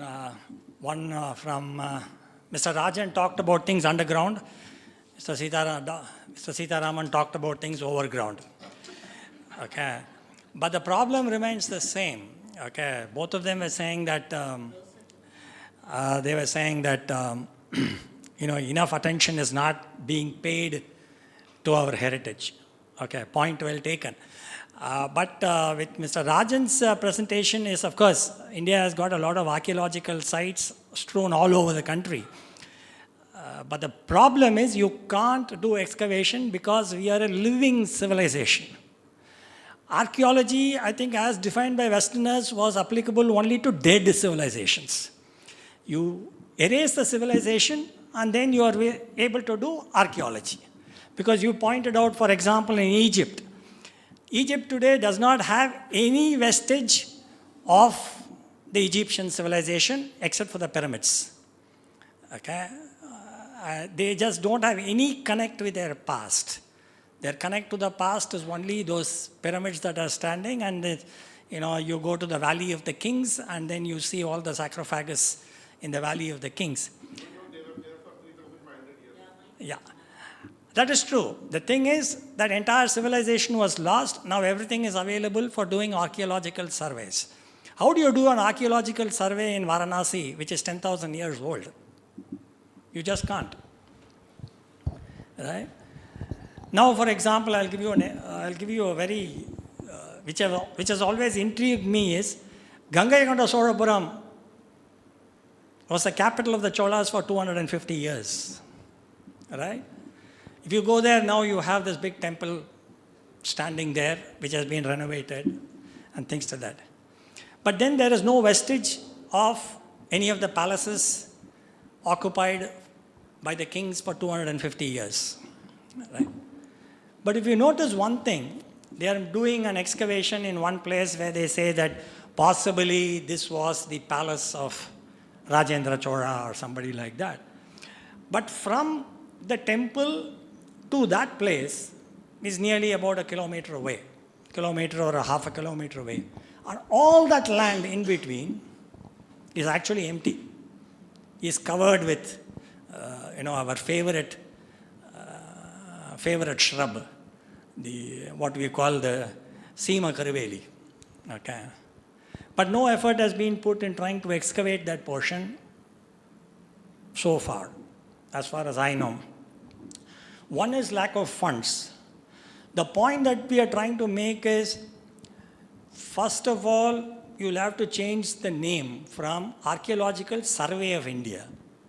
Archaeological Survey of India, survey means nothing. You're just surveying the site and you're happy about it. Something would have been here.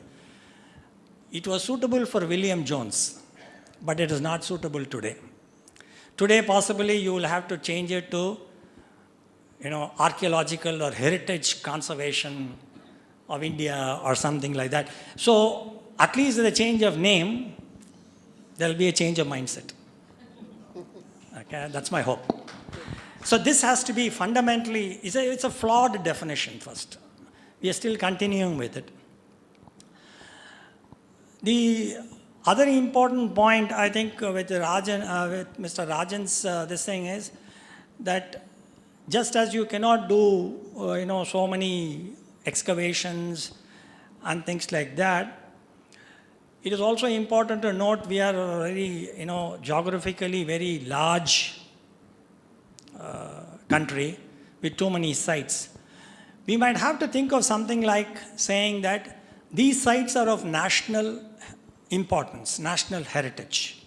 So it comes fully under the control of the central government. Okay? That is, it's like the US. In the US, the president declares something as a national park. No other president following him can change that status. It remains a national park for eternity. So we need to change something like this because this duel between the state government and the central government doesn't get us anywhere. I think the classic example, which I was talking to Mr. Sitaraman about it for some time ago, was this temple at Tukachi near Nachiyar Koil. For 7 years, renovation was stopped because ASI and the Tamil Nadu HRNC board were in conflict of how it is to be done. Okay. Now coming to the other aspect of Sitaraman's, in Sitaraman's presentation, he was talking about renovation, is that naturally many things are going to get destroyed fundamentally because of there is no agreement between the conservationists of how something should be done. Okay. There is no, I don't think there exists a master plan to develop a heritage site. As far as I know, that doesn't exist. They do it in bits and pieces. So what is done before was, somebody else does something else. Of course, they say ASI does wonderful work in Cambodia, which I will see in the next a month or so. But in India, unfortunately, I don't rate, Mr. Sitaraman might disagree, I don't rate ASI's intention very high. Capabilities might be there, but intention is low, okay, in terms of preservation of heritage. Heritage also, like he pointed out, heritage is a feeling. You have to feel for that heritage. Without feeling for the heritage, you're not going to get anywhere. And that has to be groomed right from the beginning. We see a temple only as a temple. Okay. The heritage of the temple has got no relevance. So that is why you see most of the people sitting on, on top of statues and sculptures and things like that. There's no feeling for anything other than the deity. Okay, this is my feeling at least. And of course, our ministers go to all these sites and say how wonderful it is, it's such a beautiful place and all those type of things, but nothing gets done. But I had a few suggestions which I discussed with some people in Hampi was the involvement of the local community in heritage. I personally think that we need to have something like a national guide service. Just as you have a service for everything else, you need something called a national guide service so that the guides in various places can play an active role in heritage conservation. That doesn't exist. Guides are basically local guys. Okay? They get trained, they are some MA history or something like that, they have learned something about the site, and that's the end of it. But if we have something like a national guide service, then they are able to relate sites because we are a continuous civilization across India. So, like for example, he said a sculpture in Hampi could be related to a sculpture in Tanjavur. And this relationship, the guide in Hampi does not know. Many of them don't even know this Bharadishwara temple exists. So I think if you have a service for guys, of course, unfortunately, there are many guys who go and study BA history or MA history, but then you give them a good opportunity to be employed properly so that they are able to convey the value of that site to visitors. And second point is, that type of service would also help them to develop languages. Many of the guides, if you go in many places, they are not able to explain something in English. Then they have broken Hindi. They can speak only their local language. This does not help with foreigners. Okay. So they need to really feel for it. I think this is a very major requirement. And as he said, look at the type of employment opportunities that would create across India. That if you are a registered national guide service person, then he has got a lot of value. So I think this is something that the government should take up at the national level. And I said this should be linked to designating heritage sites as of national importance. Not a fight between the state government wants to do something, ASI wants to do something, this will not work. So the central government has to be more deeply involved with this whole thing. And of course, I think Swaminathan is not here, he's there. We have also been facing this problem about suddenly you see boards saying photography not allowed. For what? We have written to the Ministry of Culture now, saying that you take charges, you take 500 rupees per person, at least it's a revenue earner. But you don't allow photography inside the sanctum or whatever it is, but outside you allow.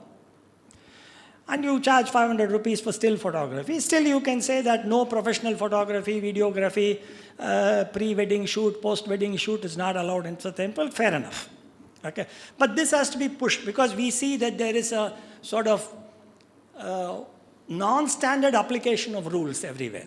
Suddenly one day they say, we have been going around taking photographs. That day we went to Gangaikonda Swaravaram and they said, no, nothing allowed, no mobile, no camera, no this thing. And they got frightened with Swaminathan's long camera also. They thought he's going to shoot from the gate into the sanctum. Okay. Talking about iconography, this is another important point that needs to be addressed.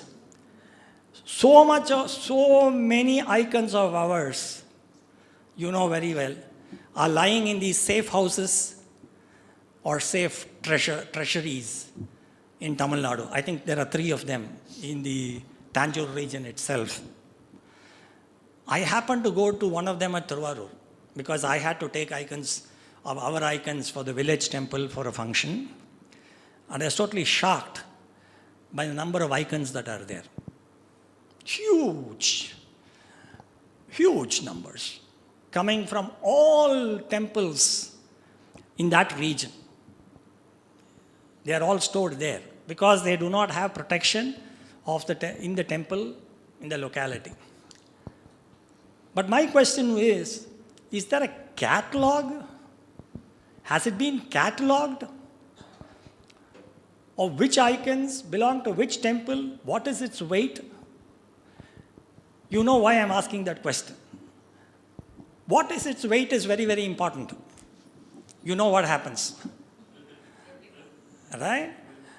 it's like anything can happen with these icons, because there are a number of temples which don't get their icons to the temple. There's no way that they're going to keep it there. So it remains there for years. People in that village or people for that temple even forget that there was an icon like that. So is there a catalog of all these icons in Tamil Nadu? I don't think it exists. Personally, I think I've never come across. They have registers inside there allocating this number, because all the icons are numbered. There are registers. But we need a catalog of all these icons with their weights. Actually, I weighed all our icons for our village temple one day, because I was not able to return it that day. So I sat at home and weighed all of them. And I have a catalog of that. Okay. Ours were all small, so it does not make a difference. But in this Thiruvarur place, this treasure house, there are Nataraja statues this high. Huge. Ambal statues along with it. Huge. So we need that type of catalog, because this is a national treasure. We talk about temples, we talk about our heritage, but this is also a part of our heritage. This has to be, personally, I think this is very, very important to be done. I don't think people are, the government of India is even aware that so many icons are stored, because this is done by the state government. I don't think at the national level they are even aware of these type of things, that these icons are kept. I think in Tanjore region itself there are 3 of these. One is, I know, is Thiruvarur, the other is in somewhere near Kadalur or someplace, and something here.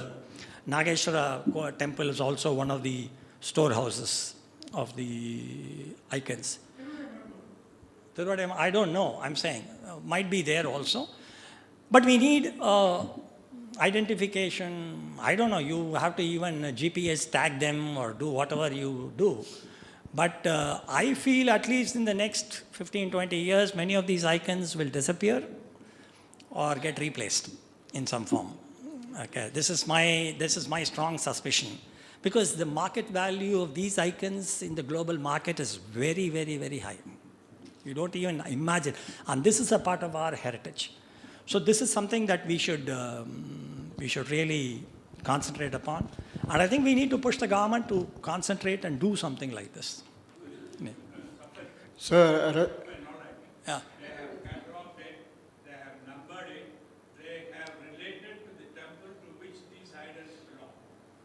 So then there's a question there.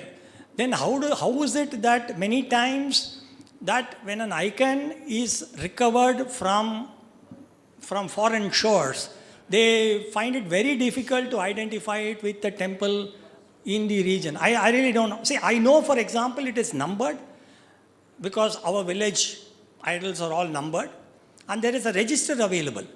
But I think it should be catalogued, and that catalog should be there in the public domain, so that people know to which temple it belongs to, and people of the temples know that. Not only catalog, the photograph of that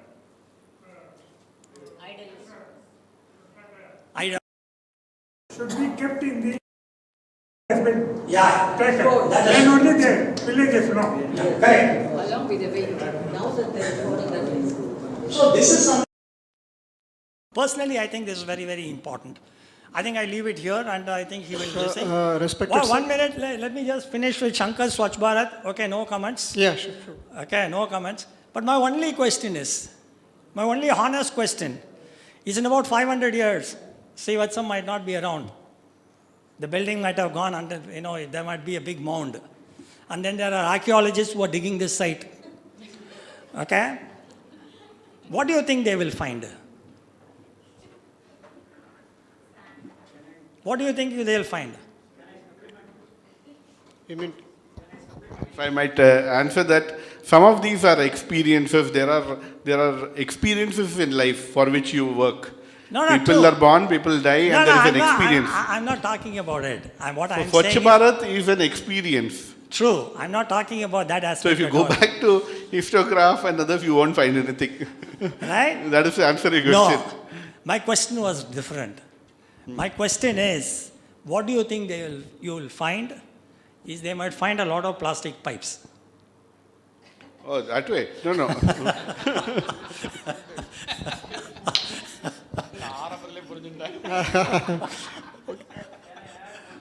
Yeah, sure. Yeah, let me, you want to say something, Mr. Raj? Yeah. He'll come later. First you answer this. First of all, thank you very much. You have given two major points for our think tank. One is that integrated heritage tourist. So we have a centralized institute in Delhi where they will train all the, so that they know the integrated cultural from Kanyakumari to Kashmir. Wonderful idea, we can add it in our think tank, which has not been done now. As you said rightly, there are tourist guides are isolated here and there. They may not be knowing all the languages also. Very good idea, number one. Number two is recording the iconography. Indian Institute of Indology in Pondicherry, they have recorded more or less, but that is not sufficient. So what you said is absolutely right. And between 1940 and 50, we have lost nearly 10,000 sculptures from Mathura itself. So much has been smuggled out, and many of them been returned to even Cambodia. So what you said is right. For that, we have to, think tank should find out a way to how to record it all from the local level or national level. But wonderful, sir. Thank you very much, sir. What about changing the name of ASI? Let me add to this my own experience of how I see these tourism and temple visits are. When we're talking about temple, there is a lot of temple visits that happen in India, as you rightly said, for the religious value of things. But when you actually go into the temple, there is nothing of heritage that people actually learn or pick up from. It's unfortunate, but that is how it is. Compare this to temples in, for example, Singapore and others. Maybe because of their diverse, multicultural people from different places, everybody is open to go to any temple, any mosque in Singapore. But for every idol, they have a small write-up in A4 paper which talks about what is the temple, where did it come from. It's a very inexpensive way to do things, but educate people to get connected. To say further, in India, as you write, as Sitaraman rightly said, in Italy, if you have walked 2 kilometers and then found nothing, literally, and I have walked similarly to Jordan, to a place called Jaresh, where they just showed some boulders and said, Romans used to live here. There was nothing more than that in that place. And it was a 2-hour journey after which. So if they are able to glorify it, and I'll take it to something very local. Vedaranyam is hardly about 100 kilometers from here. I remember when my uncle used to be in Canara Bank, we just crossed a pillar and went, he called me back and showed me that pillar. And he said, turn the middle section of this pillar. And like any cylindrical part, it was rotating. Then he told me the mystery of it. He said, you're an engineer. The middle part is rotating. And I'm telling you, this is a single stone.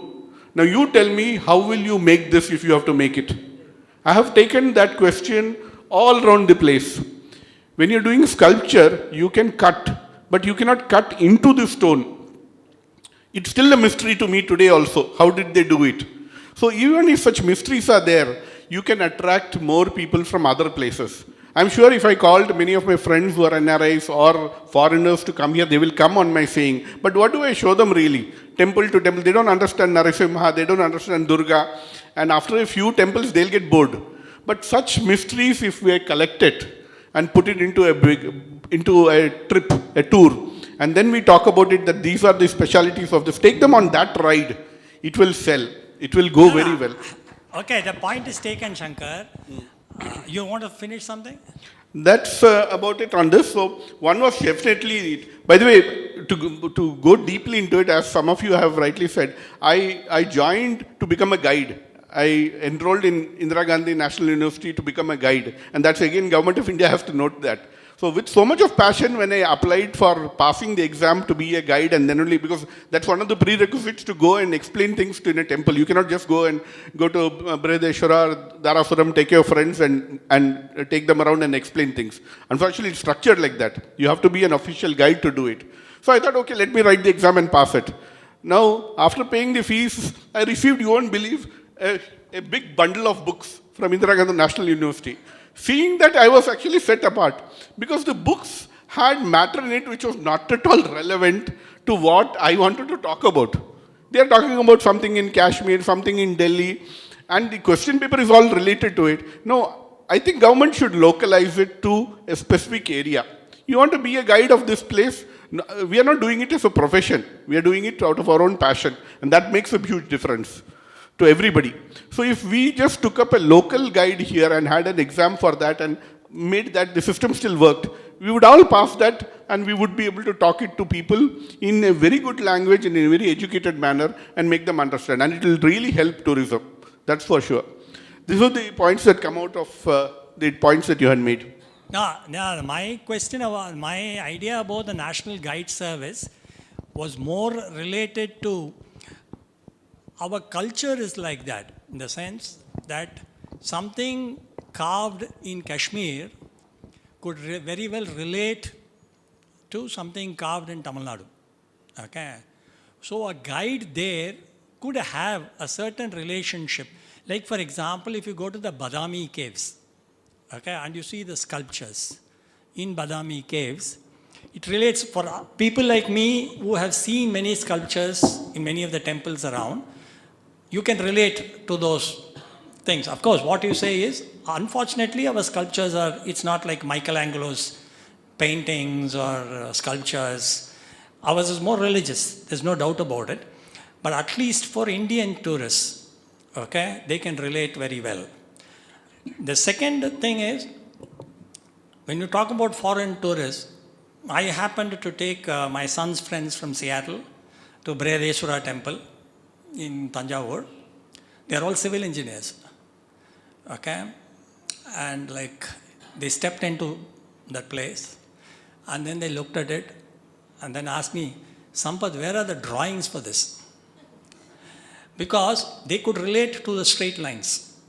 They could relate to the lines. And then they said, I told them this is about 1,000 odd years old. They said, 1,000 years old, and you say this is a granite structure?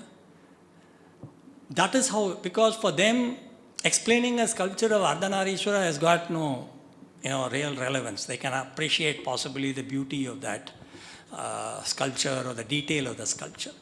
But the very fact that that building or that structure is still standing is amazing. The standard example that they always compare it with, the Leaning Tower of Pisa is only 400 years old. And it's already tilted about, I think, 5 degrees or 10 degrees or something like that. And this is a structure which has stood 1,000 years and in straight lines. And that is how we got to relate it.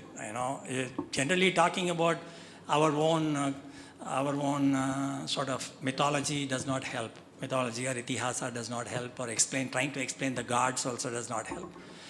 But as far as I know, I've interacted with a lot of foreign tourists, and they are stunned by the type of work that has been done, say 10 centuries ago or 8 centuries ago. Okay? Yeah, your time up, and now Mr. Sitaraman is willing to throw some light on some questions. Thank you, sir. Indeed, that's a great conversation. And the speculation of cataloging, as we have discussed in our presentation, and your question about ASI, Archaeological Survey of India, because the survey itself is not concluded yet. It has a great scope even to find more surveys. The temples of India itself is not listed so far. Then cataloging the sculptures, it is unquestionable. It is a mammoth job. You cannot imagine the treasure of unlisted temples. It is huge. So the survey itself is not finished yet. So after finishing the survey, we can talk about the preservation and reconstruction.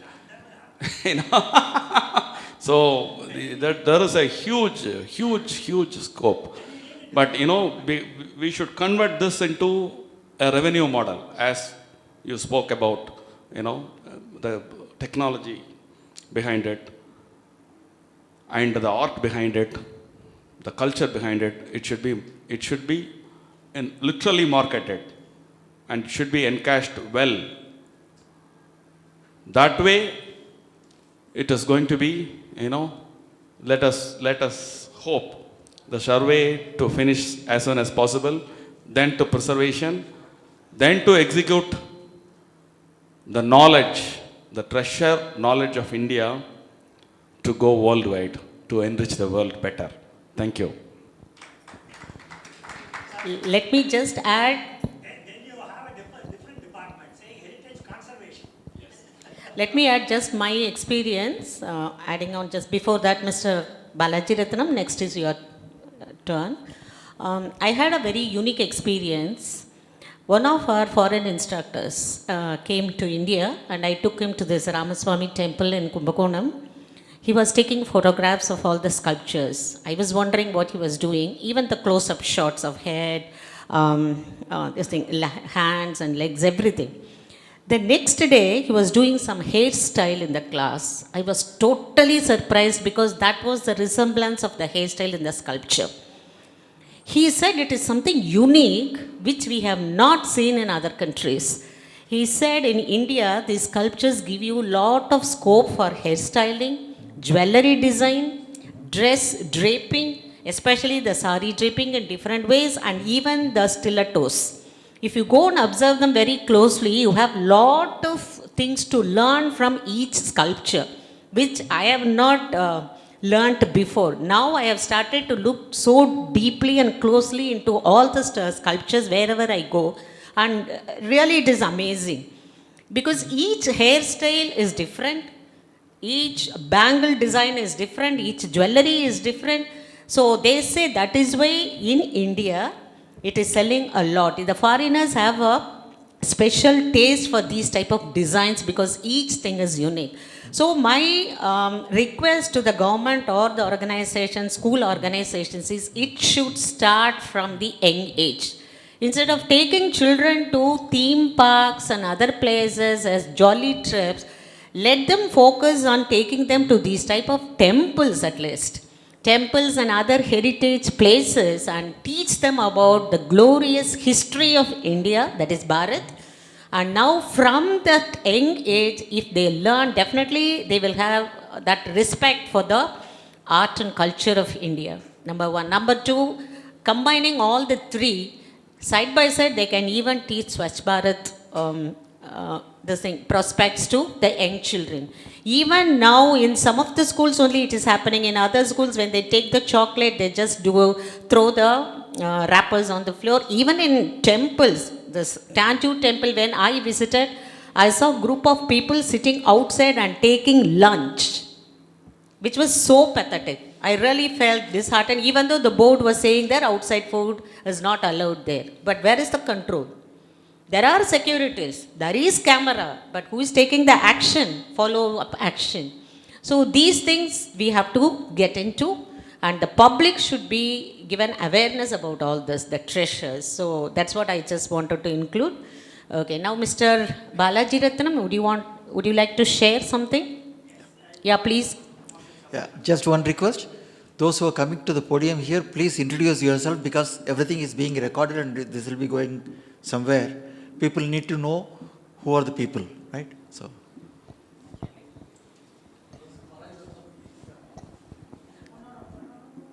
Please.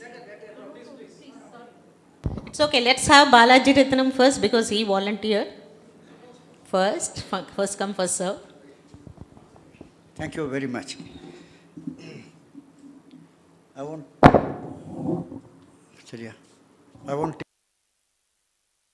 I only want to supplement what Mr. Sampath has said in a very elaborate, and he has made a point, very valid point. I am only taking it one step further.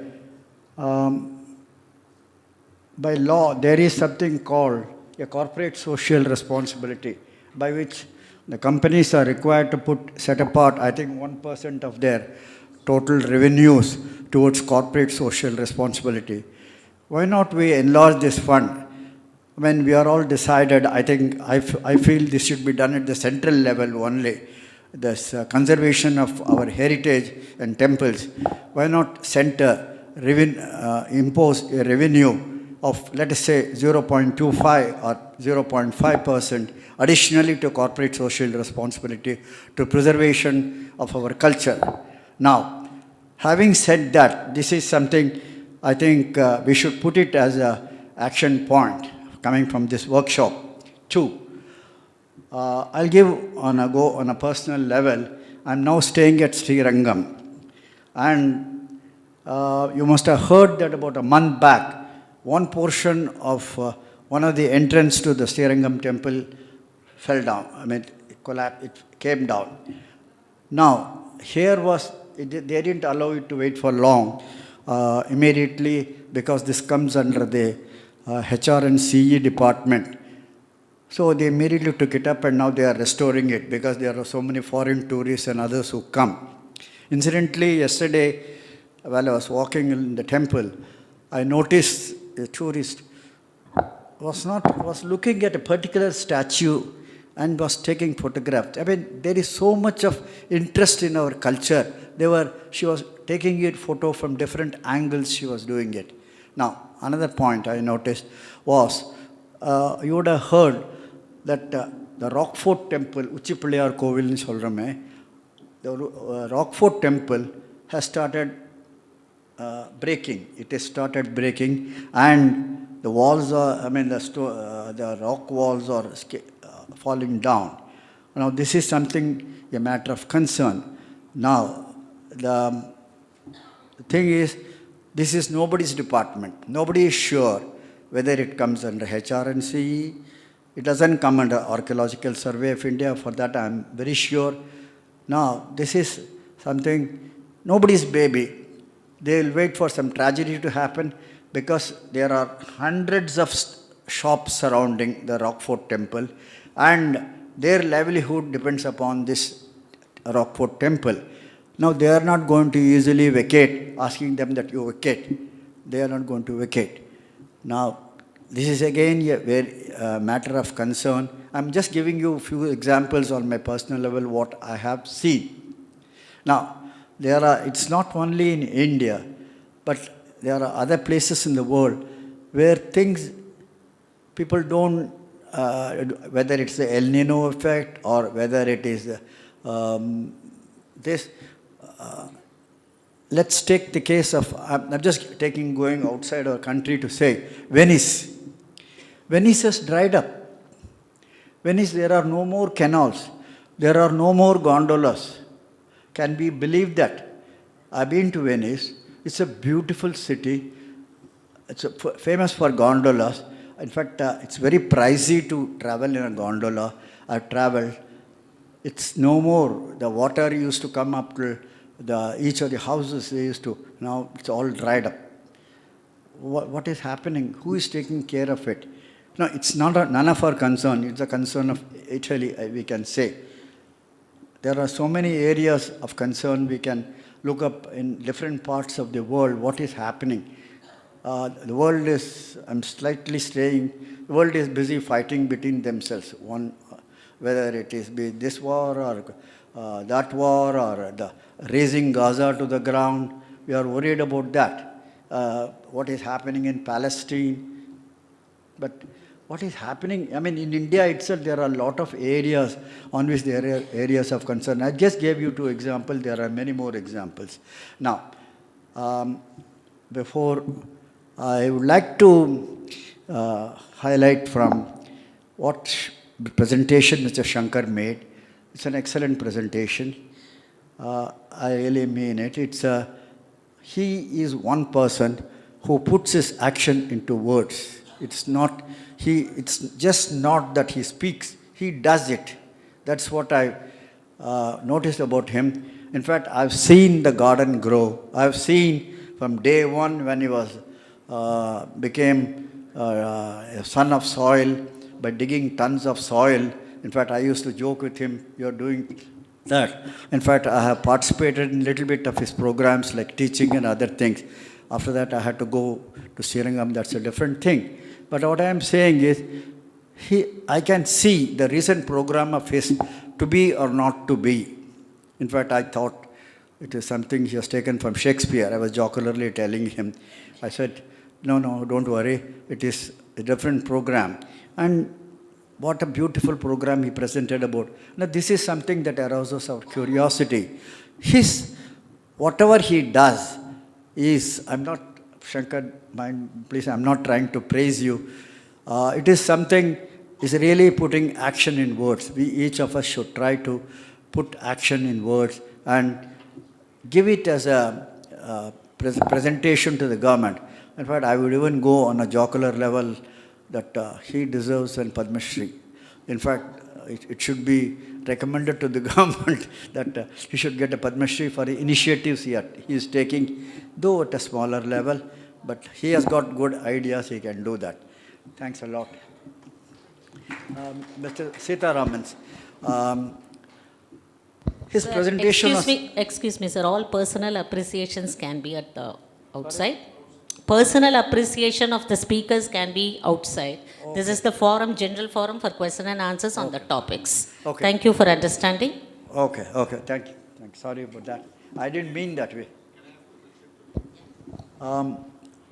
Mr. Sitaraman made an excellent presentation. He has posed very good questions. He has given a data about that, which really sets us thinking. And that brings me back to the same point, that there should be something about not preservation, I would say that, let us say, conservation of our heritage, what we should do about it. Who should be doing it, whether it is the center or the state government or the local government. I personally feel it should be the central government. Thank you very much. I'm also being a member now to ask 2 questions related to the presentations that Dr. P.K. Virajan and Sitaraman had done. First to Dr. P.K. Virajan. How much of technology is used in India with respect to excavation? So you mentioned about 37 sites, let's say in Sharda Peeth or any other place. Do you just go around digging there? How much of satellite imaging or something? You get assistance from, let's say, other departments, other sources to do your work? That's question number 1. And second is more to Mr. Sitaraman, where First, let us finish with... I'll finish the 2 questions, then give the mic off. Okay.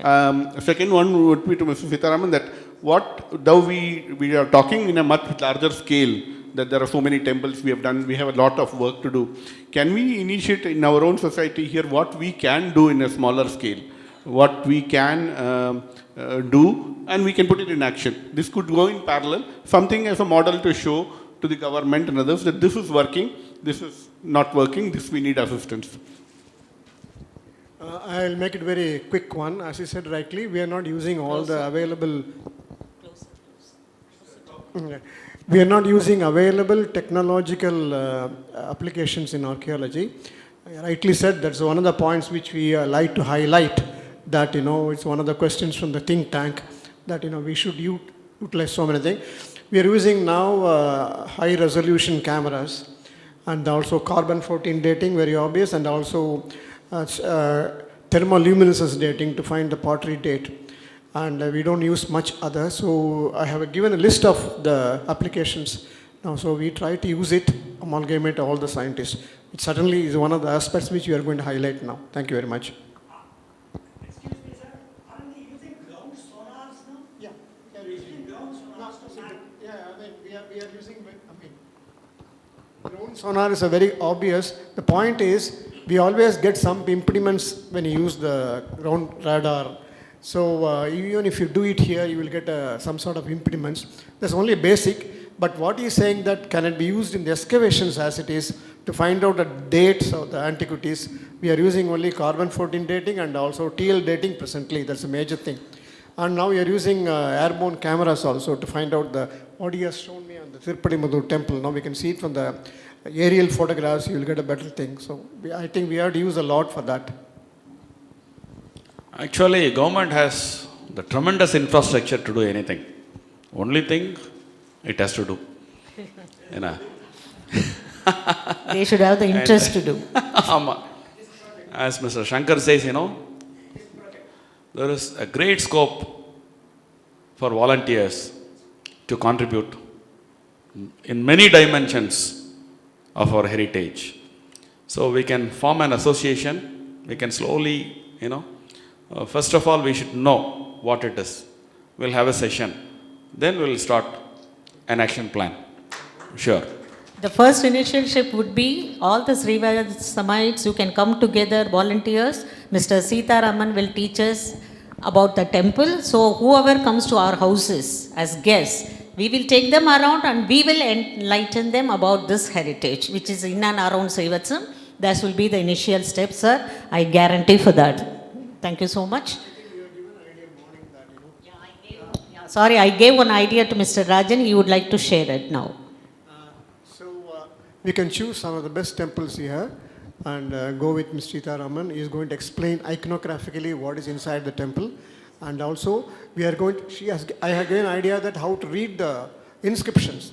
There is Dr. Ramchandran is here in Chennai. He will give online coaching for how to read the inscription from the 1st century to 13th century. 13th century inscription, we ourselves can read to some extent. But 6th and 7th, romba kashtam. So we need expertise to work on that. When you read an inscription, you see that happiness, you get something great. So I think it's better to choose a temple nearby, the best, which he is a scholar, so that he'll go with him and then with the epigraphist to read it. So that will be a wonderful experience. Thank you very much.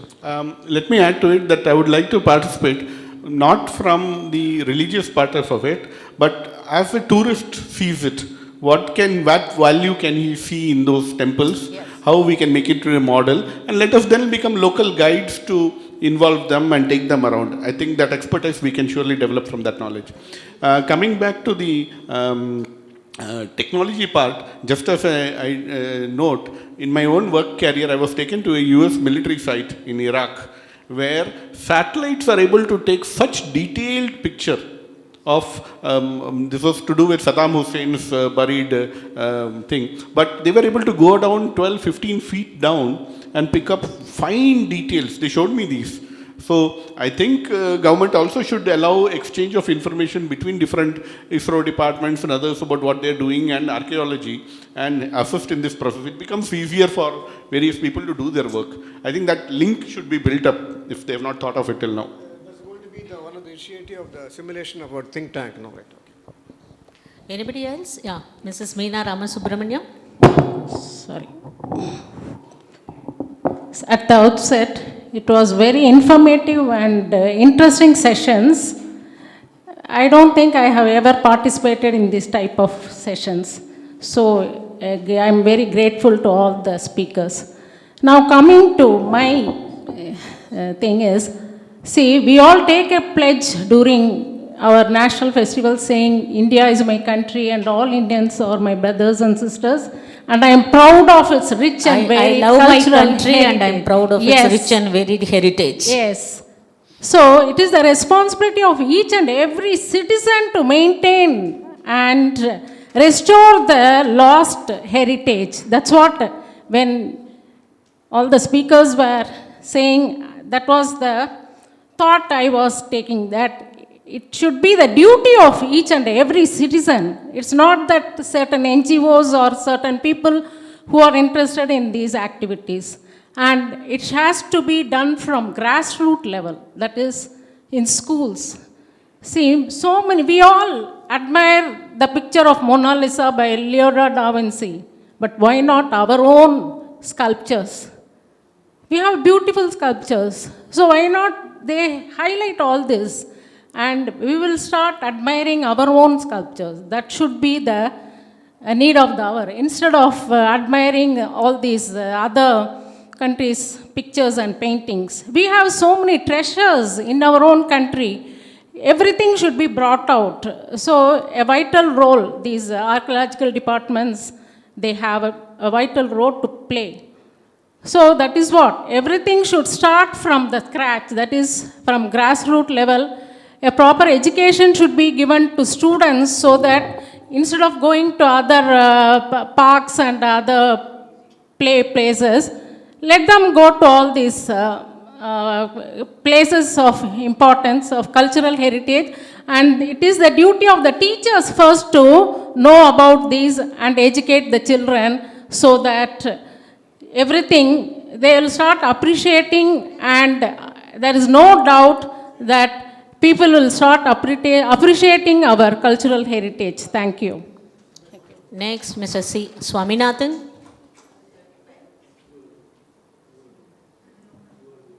Looks like a big lion standing there. Can you please questions. go close to the mic, sir? Swaminathan, resident of Srivathsam. So I just want to touch upon three things, 3 points here. One was a documentation of the sculptures in the temples. Our temple in Koneri Rajapuram village has a treasure house. It has enormous amount of bronze sculptures which belongs from 9th century to the 12th century. So many of them are absolute treasures, they are treasures. Some of them have come from the temples, nearby temples, for the safety. Some of them also from our own temple, from different pragarams, different sanadis, they are brought into one place, which is in Lock and Key. So there was a lady professor by name Edil Adirai. She was a professor, retired professor of history from Nagapattinam College, and she's also an archaeologist and research scholar. She did a lot of work on Sembian Madevi. Sembian Madevi, you all may know after seeing the recent movie. So she renovated many Shiva temples from the early brick houses to Katrali, from the granite stones. So the first project she took was our temple, Koneri Rajapuram. So Edil Adirai did a lot of research on Sembian Madevi works and published a book on Koneri Rajapuram temple, very elaborate temple. So at that time, she wanted to know the details of the sculptures in our temple. So since I happened to get in touch with her. So she wanted my help. So she said one thing: documenting each sculptures are important, which was not there. Documentation is there. There is an old record which is about 100-year-old, which will say Shivagam Sundari, Nataraja, Tripurandakar, which will say, that's all. But what is the height, what is the weight, and what is actually measure the size, all those things. She wanted me to do that. I took up the project. I wanted to do that as a photographer. You don't have to be a photographer for that. Just have to measure size, weight, and everything, and then take a picture of that, different poses, document it. I was not permitted to do that, so I have to go to different levels in the government, from HRNC and other things. You are not supposed. They said clearly, it's not your job. So that's why it stopped. Now she keep on asking me to do, somehow you have to do the documentation. It is not only important for my temple, it's important to every temple in India to maintain, to keep up the treasure. Our duty as Meena said, it's our duty to pass on the heritage to our future generation. So that is the main thing. Next one, as a photographer, I always face resistance in photographing temple sites when we go there. We as a photography society, we have sent representation to government, many letters to Department of Culture, Department of Archaeology, and sometimes they have a kind of documentation. They show, yeah, you are allowed to go and take pictures, not inside the Garbhagram but outside. But it is not followed. Each temple, suppose we went to Gangakonda Sorapuram last month, and they were not. There was a board saying that photography is not allowed, any form. So we were surprised, and we went to somebody at the same time. My photography society with 4 or 5 people went to Tanjore temple. They took a picture. They were allowed. So I myself went to Dharasuram day before yesterday. They were allowed. So some places they are not allowing. I don't know what kind of discrimination it is. I also found the reason some people personally talk to me, the ASI staff or the security staff say, the reason for them to object is there are photographers from mainly the wedding photographers. They come inside the temple to these kind of monuments and take pre-wedding shoots. Pre-wedding shoots which is falling short of nuptial night. So they do all kinds of, with boy and girl, different poses they go. That's what they don't like. Then we went represented to the Department of Culture recently, Ministry of Culture. You charge them. You charge them 1 lakh to the wedding photo shooters. You charge them 100 rupees or 500 rupees for us. So why do you stop everybody? We are talking about maintaining, keeping the records, documentation. Photographs are the only things which can keep your record intact. How it was, Sitaram sir showed pictures of how it was 100 years ago, how it is now. Photograph is the only, tomorrow I'm going to touch upon that, Kodak's contribution in keeping up the documents. So that is what it is. We request the forum's help to represent to the Ministry of Culture or ASI to come up with a uniform code saying that photography should be allowed. Sit inside the temple, whatever it is, inside the Garbhagraham, okay, you can protect for reasons for this one. But generally, the beauty of architecture, how do we do? I go and see, as I say, that Sistine Chapel in Vatican, that is 14th, 15th century. We are talking about 9th century, 7th century, 6th century. But how do we maintain, how do we keep the records for the future generation? Photographing, it should be allowed. And the last one is our Balaji Ratnam talked about corporate social responsibility, which also we have taken up in our village.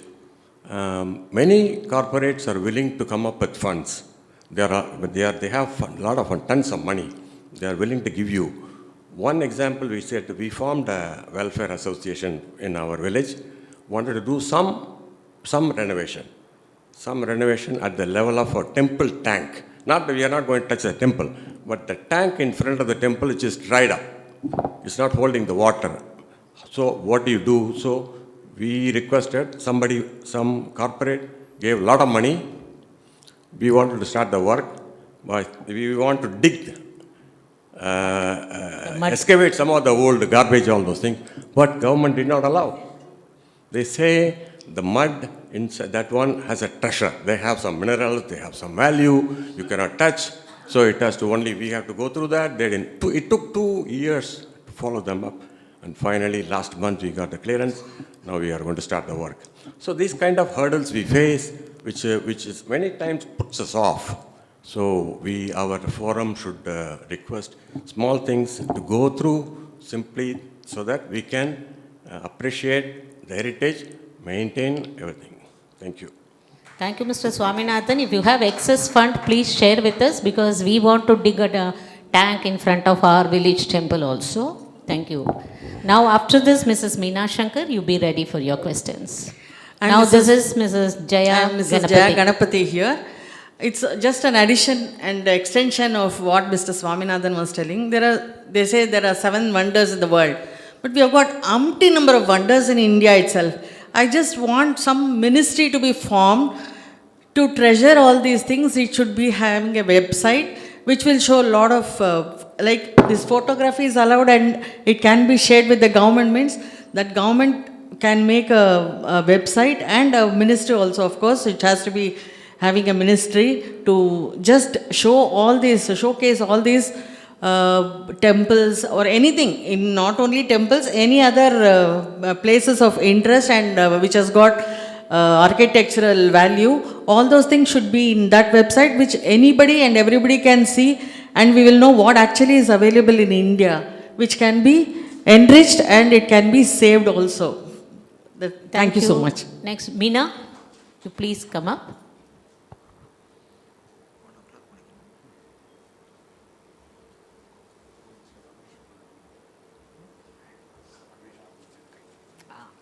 Good afternoon, everybody. I'm Meena Shankar, a resident of Srivathsam. Whether it's conserving, preserving our heritage or Swachh Bharat, it all has to start from within. I'm just going to highlight some points or contribute if possible. So there are no questions as such. So like some of them said earlier, we as individuals have to be proud of our heritage. It has to start from us and we have to pass that on to the next generation.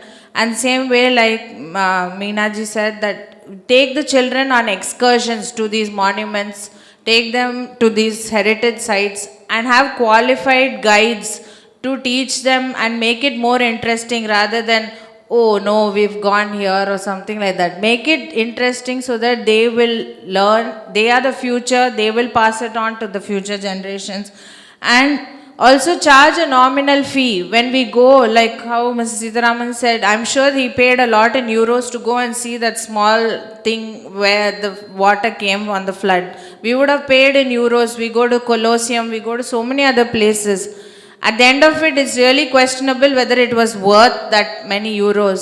Why don't we charge a nominal amount and maybe in US dollars for tourists, which will help for the upkeep of that premises, to pay the people. There's always a complaint that they're not paid enough. So maybe that can be considered. And yeah, Swachh Bharat also has to be from within. So everything has to start from us. And like how Mr. Swaminathan was talking about the wedding, pre-wedding photo shoot, when we went to Amritsar Golden Temple recently, we wanted to take a picture. So Shankar and I were there and I requested somebody to take a picture. So there were volunteers all around. You can call them priests or volunteers. But he didn't allow us to take a picture how we wanted. He told us to pose like this in a namaste position.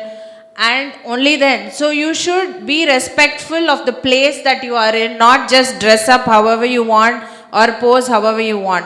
So maybe we should have people. Sometimes we are our own enemies. We don't want to follow. Even if we have people there, priests or volunteers trying to guide us, to tell us what we should do, I think we will oppose that.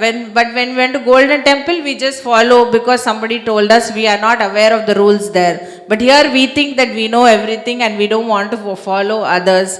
So that's another suggestion, that be respectful of the place that you go to, if it's a temple or wherever it is, and not use it for anything like a photo shoot. There are other places for that. Yeah, so these are the things, and thank you very much for a morning, very enlightening and very interesting session. Thank you. Thank you, Meena. Now I request Mr. Ramesh to come forward with his questions.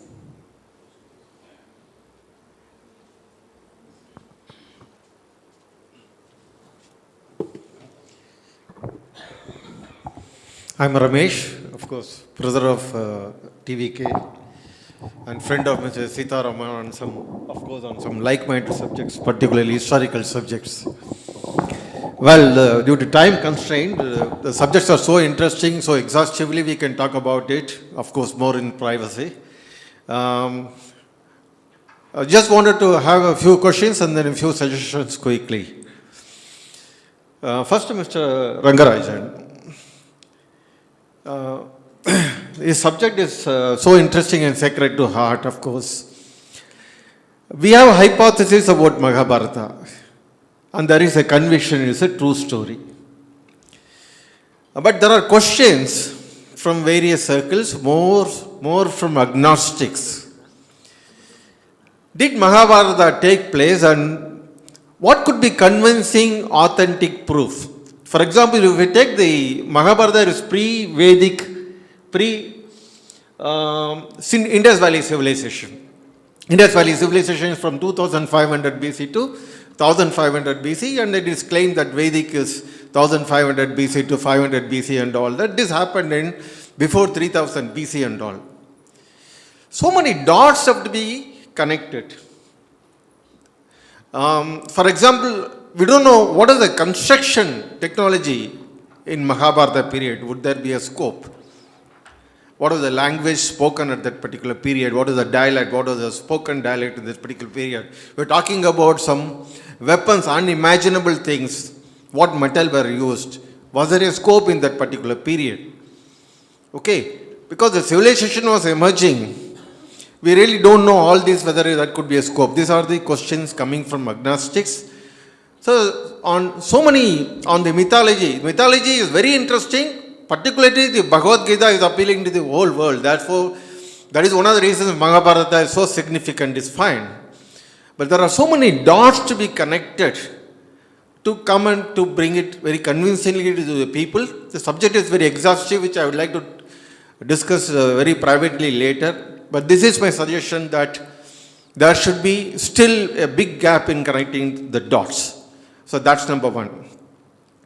Second thing, coming to Mr. Sitaraman's subject, is very interesting, very happy to see that he has brought about so many historical things in his presentation. So just to talk about TDR very quickly, he talked about Tiruvadaimardur. I'm very happy about it. Not because I belong to Tiruvadaimardur, but if you really see, I've also written one article, small article about Tanjai Sarithirathil Idavai, just captured a few anecdotes. Only Tiruvadaimardur after Tanjore you have a palace. What is the reason? In so many places, palaces are not there at all. This palace was built initially from whom we do not know. Some of the temples started in Chola period and all and developed later and all. This palace, when it was started, nobody knows about it. Maybe under Marathi rule it had some influence. That's all we know. But then after Tanjore, there is no palace anywhere. So we would like to get to know the history of Tiruvadaimardur palace. Of course, this probing about Tiruvadaimardur temple was very interesting, so I would like to get to know more and more about that. The last point that I want to make is, see, if you really look at our Tamil Nadu, we don't know what is the tourism revenue. I don't have authentic figure, few thousand crores only are talking about. If you look at France, it is 52 billion euros. What is the size of France? What is the size of Tamil Nadu? And Tamil Nadu has got so many structures, mythology, so many historical things here. But then I just read one of the suggestions of Annamalai where he said, if you think differently and work in some years, you can bring 1 lakh crores as revenue for Tamil Nadu. They are not talking about few thousand crores. The whole task mark is about 44,000 crores. Out of a Tamil Nadu GDP of 2.42, which is about 18% only. As if task mark is not that Tamil Nadu will die, we are talking about. When you come into the level of 1 lakh crores, you can say bye-bye to this task mark. I expected a clap. Sorry.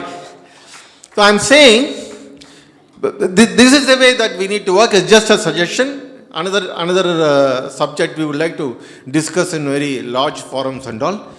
Because of the time constraint, I don't want to drag everybody. Because they say more than 2 hours, the listening power will go off. Okay? Thanking you for the opportunity. Thank you, Mr. Ramesh. And we reserved our clapping at the end. Now we will give you that. Excuse me. Thank you. I'll take just 2 seconds, 1 minute to answer everything. Thank you, sir. We were able to connect most of the Mahabharata sites. And date has been assigned to 5000 BC based on astronomy. And then we are able to find out 200 sites associated with Mahabharata. For example, during Kurukshetra war, Balarama didn't want to participate in the war. He undertook pilgrimage alongside of the Saraswati. We are able to identify the source sites that have been published in American Journal of Ancient Law. So things are happening. So I'll be very grateful if we meet and discuss along with people, Even you can throw more lights on that one. Still we are going progress in Mahabharata now. Still there are a lot of dots, but we are able to link so many dots. Thank you, sir. Just one point. Sir, one quick answer. Okay. When he was speaking, I just got an idea. So far, Ramayana and Mahabharata remain as grandma stories. And now we get a lot of cartoons for children with all the animation only with the story. Why don't we show them the real archaeological sites like what these people are showing in YouTube, like Mr. T.K. Vairajan? I have been seeing a lot of these videos which prove authentically that these stories happened in India. There is a lot of evidence for that. So let us also start giving this input to the children, that is the next generation. Not only that, we will give them convincing answer when they ask questions to us.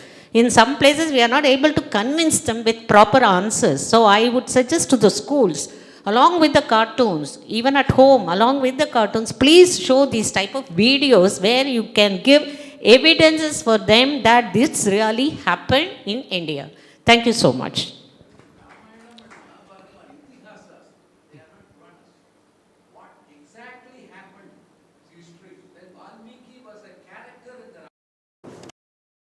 Character in Mahabharata, whereas Bhagavatam is a Purana which narrates what happened in Mahabharata later. Yeah, but there are evidences that this also happened. Ramayana and Mahabharata happened in India. That's why it's called Indian. Yeah, that is why it's called. It happened. And some historical facts about Tirudai Marudor found from inscriptions. You could not even imagine how glorious and cultural life happened around Tirudai Marudor more than 6 centuries. During Rajaraja period, Tirudai Marudor has been announced as a town before Kumbakonam. So many historical facts will be, excited to know. We will have a special session on Tirudai Marudor based on inscriptions. Fantastic town. After Kanjipuram, it's having the glorious past for a longer time. We'll be having a special session on Tirudai Marudor. Thank you. Hello. The level of the temple, you say, floor level of the temple, is lower than today's ground level. Yes. Okay. Side or is also on the southern side? He's talking about the level of the temple. It is not only from Tirudai Marudor. Many of the temples, if you go to many temples, Yes. What happens is if you go down the northern entrance, okay, you climb steps. okay, But I think if you come from the south, okay. you don't see that level change. No, it is there on both sides. Only from the east side, yes. I thought, was it some type of a embankment to prevent the Kaveri from something like that? No, that's a very big topic. It's a good question, but A time, the Kaveri. No, it was southern side of temple. Yes. After Shankar's input, let's break for lunch and we'll meet again at 2 o'clock. Mr. Shankar? Mine was more from always a grassroots level from a practical point of view. We talk about temples, we talk about tourists, but we should also address practical challenges that we face.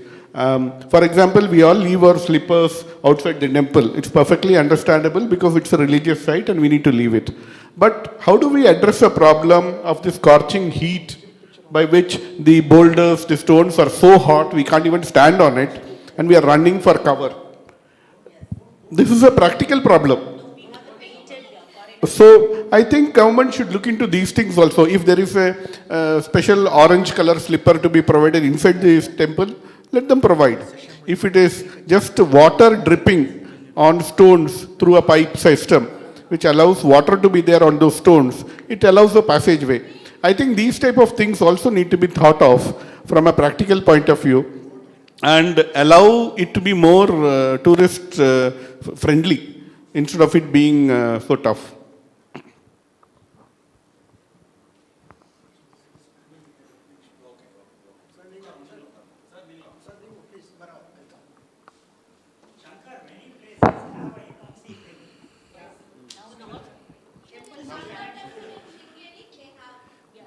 Yeah.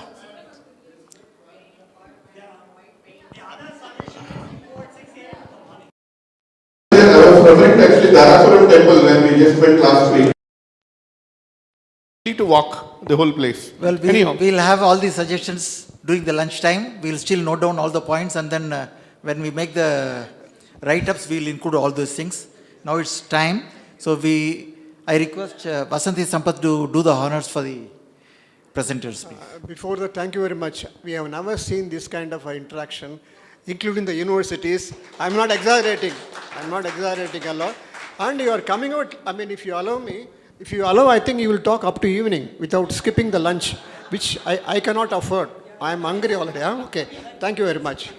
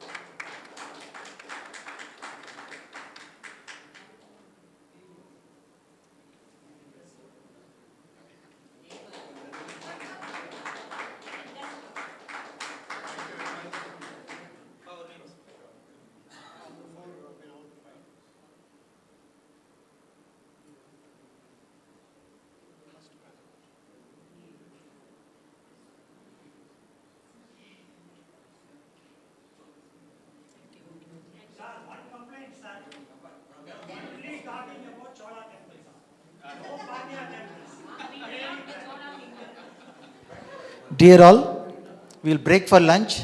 We'll start the afternoon session at 2:15 p.m. 2:15 p.m. exactly here. Thank you.